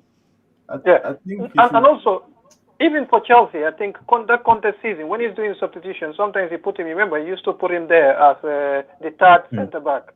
He can play, but he's just slow. He can play the post. For me, I would rather have him there than left wing back. So that's what I was thinking. In fact, I was thinking of putting Alonso as the centre left back. Then I'm like, okay, but Saul as a wing back may be a problem. So I'll just give them that position. They can do whatever they want. They make mistakes. Boogie, I know you're a coach, but you can't put Saul and Alonso in the same whatever. We saw it against Watford. What Dennis did, he targeted that area. Yeah. Imagine Rudiger was there, and now you have them two without any proper defender next to them. It's crazy. That means it's suicide mission. Yeah, but I was just thinking they may cancel each other mistakes, man. Who knows? It doesn't work. That's the best thing I heard. Definitely won't happen like that. Two negatives gonna make it positive. They'll probably bump into each other and see the foul or something. Nobody knows. Things may change, man. You know? But they might be marking each other. That's how Boogie, I think Boogie is a chemist as well. He's trying to put a little bit of different chemicals together. Einstein. Exactly. That's the thing you don't understand. Both scares me. The only position I will never put Alonso is the midfield because it's just crazy there. But the traffic of the ball has to be precise. The only position I will never put Saul is also the midfield. But Saul has to play this game. So then I just anyway. It may be a mistake, but I just think it's a possibility. In regards to tomorrow, I think the biggest factor is, as far as I'm concerned, me personally, I don't really care too much about finishing top because I think the variables are very close. I think it's better for us to come back without any players being injured. I think it's better for us to come back, able to meet Leeds on the weekend and get a good result. Anything that is going to hinder that, for me, is problematic. Finishing top, finishing second. There's no team in Europe. I don't agree there. Let me finish. I'll let Max go. Let me finish my comment, and then you can disagree. I disagree so much. I cannot let you finish, man. No. Don't go down that route. No. I think for us to be worried and to be scared about who we're going to face in the next round is not what we should be as champions of Europe. We should be, up for it. We should be up for the fight. We've won this, beating the best in Europe. We beat Atletico, we beat Real Madrid, we beat the best team in the world, Man City, to win this. So we can do that again. We have the players, we have the coach. I think we should not lose sight of the challenge for the Premier League title. The Premier League title right now is the most important match coming up. Leeds and the matches that are coming in December, for me, are the most crucial matches. This game coming tomorrow, I'd love to win it. Wouldn't mind drawing it. I'd hate to lose it, but it would not be the end of the world. I think we backed ourselves into a corner because that Juve match suggested that we're trying to top the table. So I can't see any other. I can't see any other outcome other than it. We have to win. That's just the club expects it. The fans probably expect it. Even though we have a lot of injuries, we just have to. That was the whole point. That's why we played. Would you trade 3 points tomorrow for 3 points against Leeds? Look, I told you before the Juve match, I would have done. I would have rested players for the Juve game. We didn't need to win that match. Personally, I don't really care about first or second. I think if you want to win it, Eric, we needed to win that match. Do you know why? Because by winning that match, it doesn't matter the result of this match. Had we have lost that match, had we have lost that match, then we'd have to win tomorrow. Yes, but we didn't. No, but why? Why do we have to win tomorrow? We didn't have to win. Had we have lost, lost, a draw would have been good enough. We would have qualified with a draw, 100%. Against Juventus. Yes, a draw would have been enough. So that's why I said we'll be 8 points and Zenit is 4. Yeah, we would have qualified with the points. The thing is this. Winning that match means that we could draw tomorrow, and I believe we can still finish top. Correct? If Juventus don't win against Malmo. If we bet it. But I can't see them drawing with Malmo. Come on. The thing is this. I don't want to see us having to risk losing the game against Leeds with whatever we do tomorrow. We shouldn't put. And the thing is, I look at all the lineups that people put, and even the finished, the last one, the combined one, and I don't know if that team is good enough to beat Zenit. I really don't. Maybe I'm wrong, but I'm not sure. But I don't think we'll lose. But we just need to figure out a way to beat Zenit and also rest the players, for the match against Leeds. Because for me, that's the most important match. But we are still expected to win. And like you said, we don't want to be the club, the defending champions who didn't top the group when United topped their own group. So we just have to figure it out somehow. An early goal would be fantastic, honestly. Just get an early goal and, see out the game from there, or try to anyway. For me, to be honest with you, all I want this game, if we don't lose it, we can get all the injured players back fit, give them run to at least try to make them match sharp on this game. For me, for me personally, I don't want to lose the game, but for me, I think that's the best thing we can take out of this game. If we can give them as much minutes as possible, because 5 substitutions. If we can give them as much minutes as possible, I don't think we will lose, because some of the players will need minutes. Christian Pulisic need minutes. Lukaku need minutes. Werner need minutes. Mount need minutes. So for me, those are the players. If we can get them on the pitch, who knows? We might win it, but then we have minutes as well in their legs, which will prepare us for the Christmas running. For me, that's how I see this game: is to make sure we don't lose it, then we can win it from there, but not to lose it first, and try to give the players minutes, and also play smart, not to be booked unnecessary, and then you miss the knockout round. Because today Kyle Walker was red carded, and he might be suspended for 2 games in Manchester City's last 16. Yeah. So for me, those are the things: avoid injuries, play smart, and try to give everybody fitness. We might win it if we do that, but not to lose. That's the thing. We're going to win it, yeah. Tuchel, the whole mindset, everything, they're going to go for the win. Yeah. It's not even what you said. Like, we're not even got ourselves trapped in a corner. It was always to win the group. Now, when it comes to what Tuchel's lineup is where the other factors come in. If he's trying to rest a player or whatnot. So that's why I think when I was trying to do my lineup, at the start I thought he was going to start with our best possible 11 and go for the win quickly, get a goal quickly, and then with the 5 subs, just start changing it all out. Yeah. And I think he's going to do that a lot too. And I think that's how we're going to start. Try get an early goal, try get the winner early, and like Kevin's brought up, I think Zenit are going to start resting their players. Maybe they start subbing quickly as well, and I think it might be a different type of game. But as long as I'm saying that we need the win. I don't like this to go second chance. Yeah, and I mean they are playing Dynamo Moscow on Sunday, and Dynamo Moscow is literally the team just below them. So they've got a very important fixture coming up. I think you mentioned that earlier. Yeah, and that's their ground too. Can I say something though? So if we look at Zenit games, they've been playing like pretty much Saturday, Friday. So they have a lot of time to rest. If they don't have Champions League game, of course. So, but I'm checking, and after the Dynamo Moscow game, the next game is in February. I don't know if it makes sense or not. It says that's how it is. Knockout starts in February. Yeah. No, it's the winter.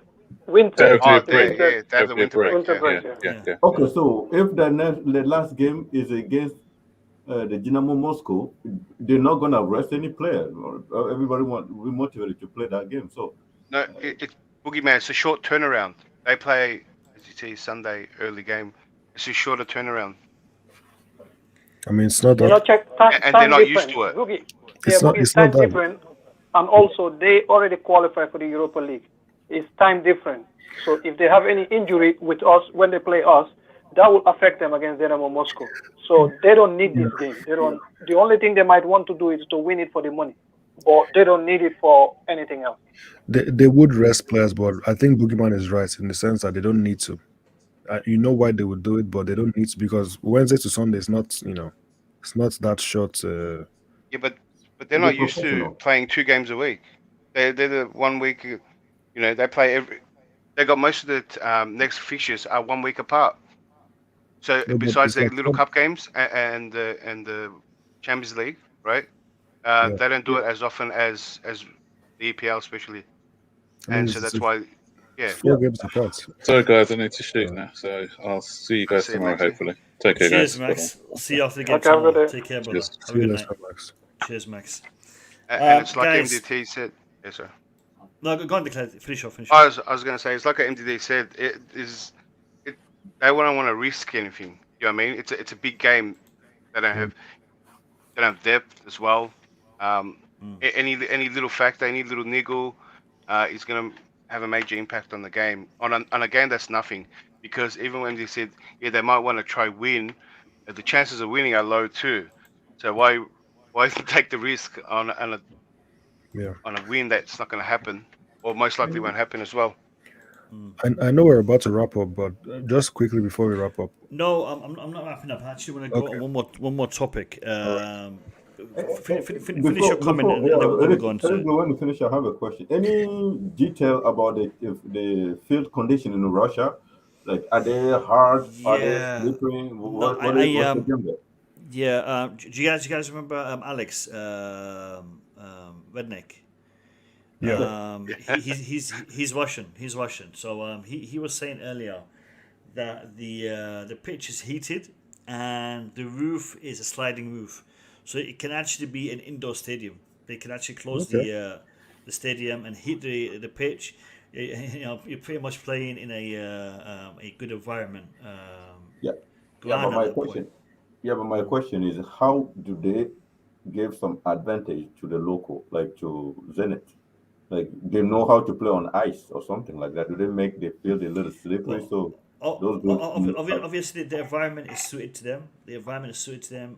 You know, they haven't had to travel. Their fans are in the stadium, so there's a lot of factors that benefit them. But end of the day, it's the quality of the players and it's the quality of the team and the tactics and whatnot. yeah, true. Yeah. Zenit is a good team. Zenit is a good team, Yeah. but I think Chelsea.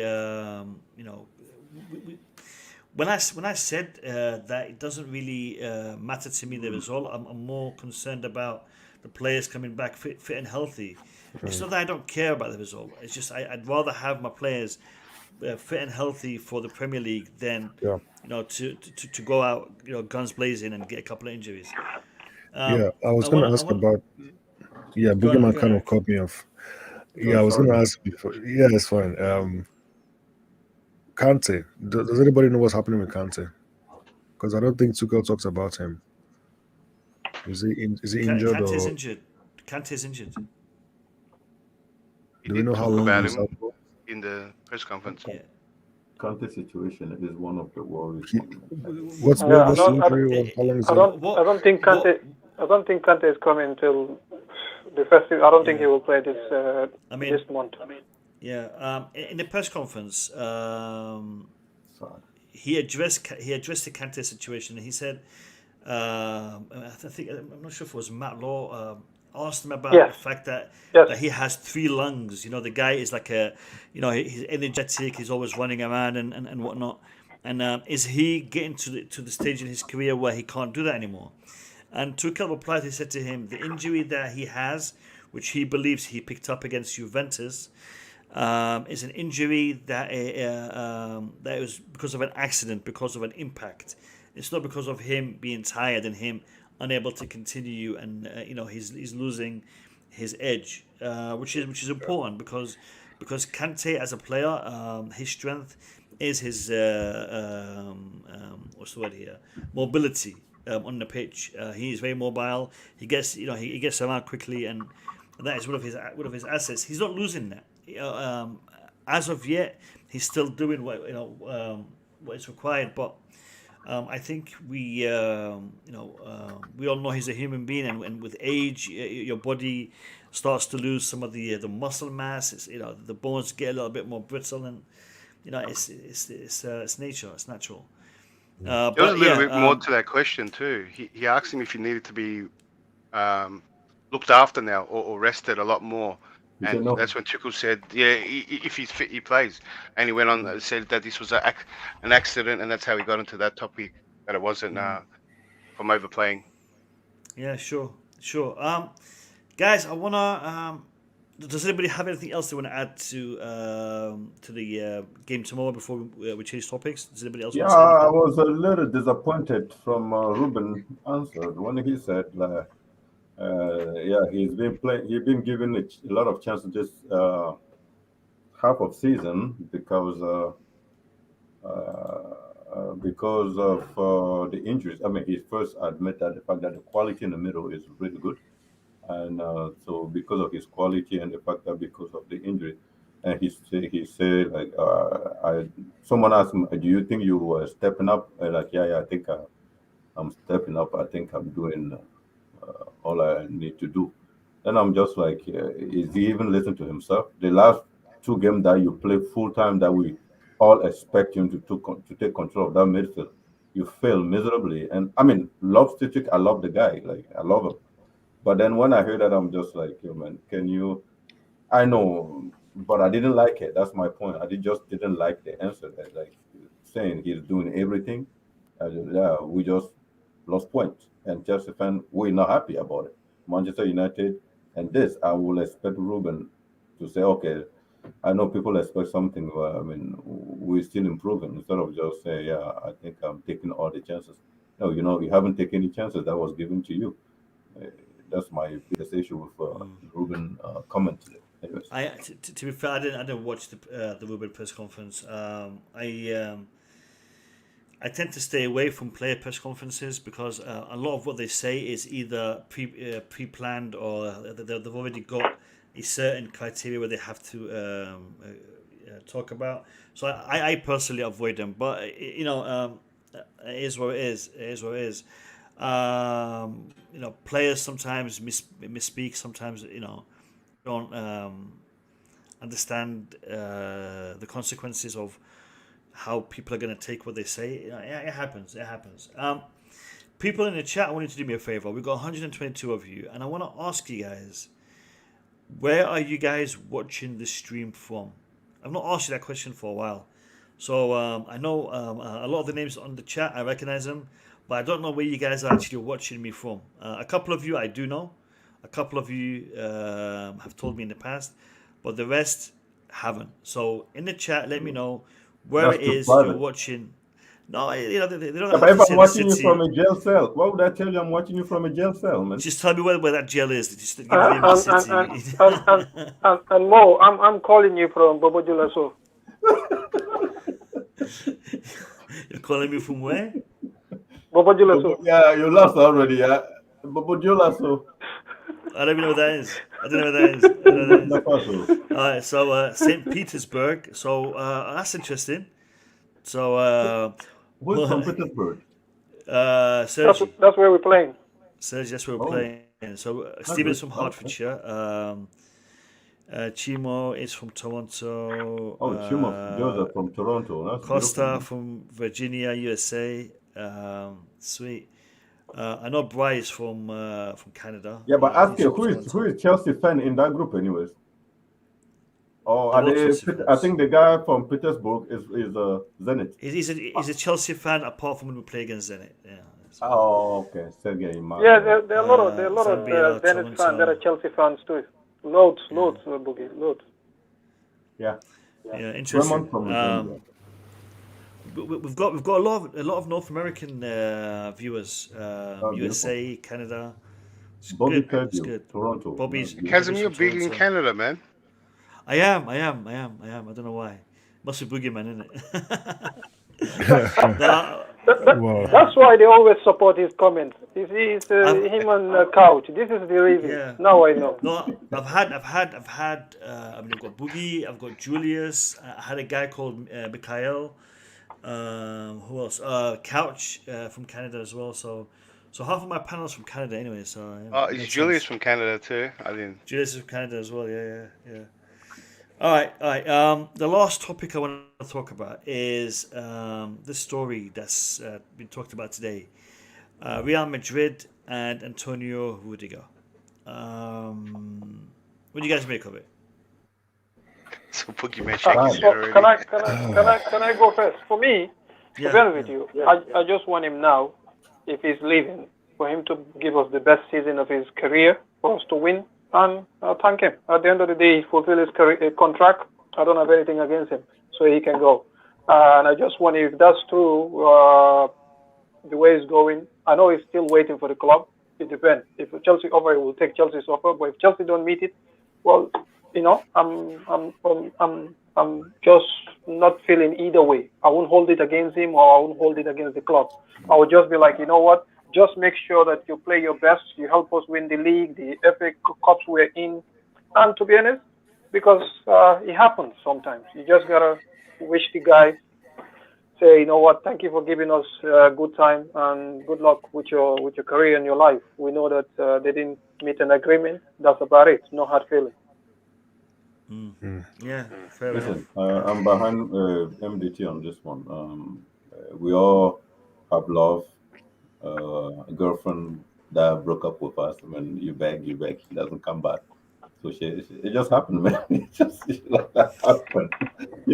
Yeah. But if I was Rudiger, like I keep saying, I will repeat myself. No girls broken up with you, Boogie. You break up with them, isn't that the case? Yeah, but we are in a feminine world now. You cannot say that they broke up with me. Okay, anyways, uh, my point with Rudiger is I think uh, Chelsea will drag this till March and will offer something when they notice that it's getting really hot. But at that time, what is the point? Like, why would you just put that much pressure on the player? Even thinking take too much out of you. Like, it just take a lot. If you're not sure about your future, it's just depressed sometimes. So me, if I was Rudiger, if I have an advice for Rudiger at this point, just make up your mind. Sign the pre-contract with Real Madrid. They're going to pay you 400 something. Help your brothers Okay. Africans. Spanner. Go, what? Spanner. We thought Spanner in the works. Help Could you people see? from. Could you see him going to Tottenham? Because that's Well, on the agenda as well. If he goes to Spurs, Rudiger going to Tottenham. no way, he wouldn't do it, man. He wouldn't do it. Why If, not? if he did it, I would. No, No, man. No, Can I okay. say something? Can I say something quick? Yeah. Did you see when we won the Champions League? Did you see the reaction of Rudiger? He is someone that always wants to prove a point. If I was Rudiger and Tottenham put 400 on the table for me, and I want to stay in London, I'm moving to What's Tottenham. what No, point? it's not can going. you- It's Boogeyman, not going. how much do you think Kane is on? Who's their highest earner? I'm No, just Boogie- saying. The question is, can he move to No, no, Tottenham? no. No, He's I'm not not talking about getting the money. 400. I'm not even talking about the money. I'm telling you this. Tottenham, if he wanted to go to Tottenham, he would have. Mourinho. Yeah, he Wanted put a stop to it. Okay, the thing is, the reason why Chelsea last summer told Rudiger and his brother that they can look for new club. Not Tuchel summer, the Lampard summer. They told them they can look to, they give them their blessing to look for club. But you remember it was a COVID hit, whatever. So PSG wanted him out on loan and with an obligation to buy. Chelsea wanted the money. Real Madrid wanted him on loan with an obligation to buy. Chelsea teams wanted him, but Chelsea won. Tottenham was the only team that was willing to sell. Chelsea will not sell to Tottenham, and Rudiger will not go to Tottenham. And, Don't do business and with them. I heard yeah, that. I heard that. yeah, Chelsea will not sell to Tottenham, and Rudiger will not go to Tottenham. If Rudiger is leaving, if Rudiger leaves Chelsea, he will leave abroad. And also with this free agents, But like MTT, he's leaving on a free. If he wants to go Tottenham, Chelsea can't do anything. no, he's not. Come on, he doesn't want to go to Tottenham. That's No, but I mean, I was saying to your point that Chelsea can't do anything about it, if that was the case. True. Yeah, I know, but he himself don't want to go. So, and one Why last It's a thing massive again. downgrade. Why not? It's Our a fan downgrade. downgrade. man. Our It's- fan has treated me really bad. Why can't he just go to Tottenham and prove us a point? Oh, You okay, so remember, what points is he gonna you remember prove? him and Tottenham have history. You remember when he played there, when Son was red carded because of he stepping on whatever. understand Yeah, they that, have but history. Tottenham fell off Whenever he for that. who told you that? Boogie, you. Boogie. Question, Boogie. Question. When you have won the Champions League with the club, Yeah. you have made a legacy, regardless of whether he had good times or bad times, but he has won the Champions League with that club. Yeah. Now, moving forward, the value of that achievement will be tarnished so badly if he was to go to Tottenham, because him winning the Champions League with Chelsea and then moving to Tottenham, it's just he's damaging his legacy. So I know we're talking about money and livelihood and whatnot, but he has an alternative. He has many other options. What if he's going to stay in London? If he wants to stay in London, he can go to Arsenal. I don't know. But Arsenal will pay. Arsenal would Palace. love to have him, or Crystal Palace. I think staying in London is not going to be such a big factor. No. His family can stay. He could, he could travel. There's ways around it. If he wanted to stay in London, why would he leave Chelsea? Because they put the treatment. No. Eric Blue, Those wouldn't- would yeah. you be sitting at home? Would you be sitting going home every day? And then the discussion is always about your transfer. You get tired of it. At one Yeah, point, but you just like, listen. I know. He's the cause of that. What's that? Rudiger is the cause of that. No, I don't think so. Why? There's contract talks because he hasn't signed. That's simple as that. Yeah, the contract does not reflect Rudiger value or what Rudiger think he should be earning. Like, we're not going to go around again. If I would list you 2 players that play for Chelsea that earn more than Rudiger, and Rudiger want to be corrected, simple as that. Yeah, And we're all in agreement that Chelsea would offer him a better deal than he's on now. It's just that what is that his expectations and the board's expectations aren't being met. I'm not even his too sure. expectations are not being met. Yeah. What did they offer him? I'm not sure. It's a lot more than what he's on right now, and that's part of the problem. Yeah, that's why we think that I started to believe that what he wanted was really high, because it was a win-win because he can also move and get a lot more money. But what do you mean by really high? Can you define really high? Well, the number that was put around the rumored was 200, yeah, and I thought 200, maybe settle for 180. I think that's doable if he wanted to stay, but I think he's doing what. Declare, if Rudiger doesn't want to budge from 200, is it too hard? Is it too high? Sorry. I don't think he's asking for 200. They didn't even offer. I think he's asking for 250 plus. They didn't offer 180. They offered if Rudiger wants 250, is it too high? That's the question. Yeah, because in the longevity, no, it's in the situation that we're in. Our wage bill is very high at the moment because we've made a lot of mistakes. If you look at our top earners, a lot of them aren't even playing. Our top 11 earners aren't even in the squad. So that is a bigger problem. Punish the 11 starter that have been playing crazy for us. No, because if you let when you made a mistake, you made a mistake. You don't punish a certain player on your team, on your organization. Yeah, it's not shouldn't be anymore, but it is what it is, man. Yeah, it's not punishing. Signed initially. Boogeyman, it's not punishing. It's trying to fix a problem. No, because it's not only Rudiger and Christensen that are up for contract soon. It's Mendy, it's Loftus-Cheek, it's Mount, it's Reece James, and they're going to get and these players are going to get a bigger deal than Rudiger, or not far off it. And now, and you know who our highest earners are? We got Kepa is our third highest earner. If you didn't know, Werner is our second. Drinkwater was in our top 10. I think Kante is our second, right? Yeah, I think Kante is second now.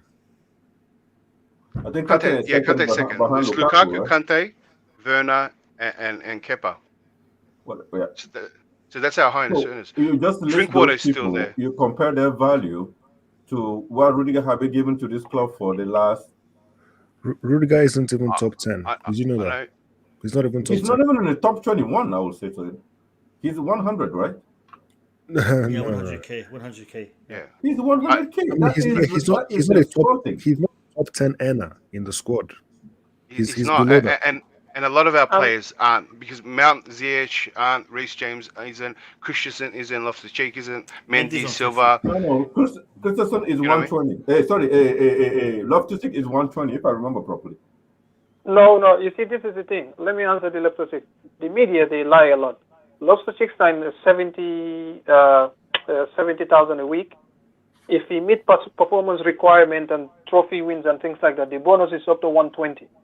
So it's the same with, but the media will print, 120.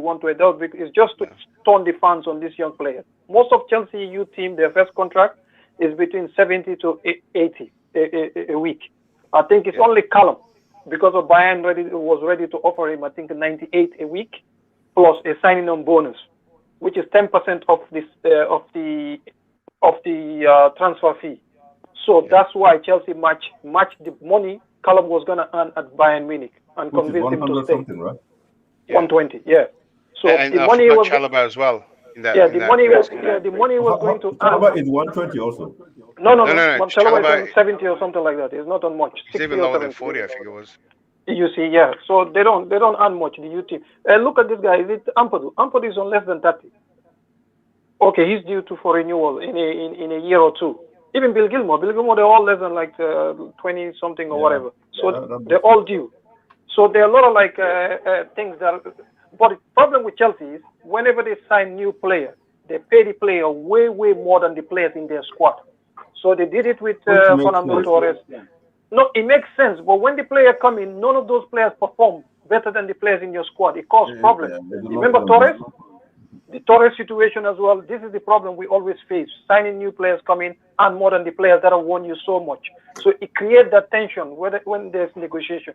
So I don't know what's going to happen because Kai is 22.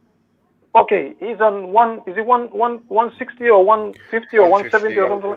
150. Okay. His next contract, he's 22. Sorry, his next contract gonna be higher because we don't want to lose him because we spent 72 million on him. So imagine contract will be high his next contract because Chelsea don't want to lose him for free. So imagine Mount will be sitting there and say, hang on a sec, he's no more valuable than me. Why is he earning 250 in his new contract? You want to give me 100 or 150? I'm not taking that. So you understand, this is the thing. That's why I don't believe in signing young players with big money. Rather sign superstar with big money. Signing young players with big money, you causing problem. Can I diverge the conversation a little bit? I'm not too good at it. So Rudiger going to Real Madrid. What would attract Rudiger into Spain? I mean, racism is better than I'm not. Tax-free money or lower tax money. Lower tax. No. And Real Madrid are a big club too. No. The tax rate in Spain in Real Madrid, new language, new everything. I'm not sure, man. No, the tax rate has changed in Spain. It's similar to here. They're not much different anymore in that. Those have changed. The Beckham rule is gone. Yeah, so the tax changed. And Boogie, most of these African kids, they speak 3, 4, 5 languages. Language is not a problem for them. So that's easy. We move around. Rudiger speaks Spanish and. Guys, I'm having some technical issues. I'm going to have to wrap up the stream. But before I do, can we get some score predictions for tomorrow? We'll start with Declared. I'll go 2-0. Sal goal. You again. No, Barkley's scoring. Sorry, Barkley. Barkley as well. Barkley scoring. Eric. I'll go for a very conservative 1-0. I think ZENIT score. That's my prediction 1-0. Mo? I'll go 3-1. Barkley, Werner, Mount. You always have these 3 goals or 4 goals predictions, man. What's going on? You know what? The thing is, Mo, if you remember, we create the chances. We don't take them. So tomorrow, I'm just hoping Werner will calm when he gets to the pool. Just calm. Whether you think about ice cream or whether you're upside, just calm. That's all I'm hoping he does. He will score tomorrow. I hope so. Off the bench? Off the bench, Yeah, off the bench. Yeah. Boogie, let me hear it. It will be 3-2. Kepa on goals and Saul on goals.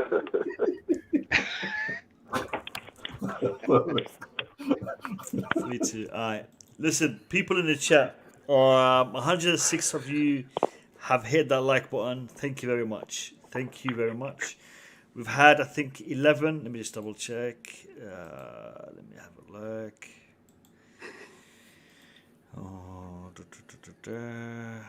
We've had 11 of you subscribe during today's stream. Oh, wow, that's thank beautiful, you. man.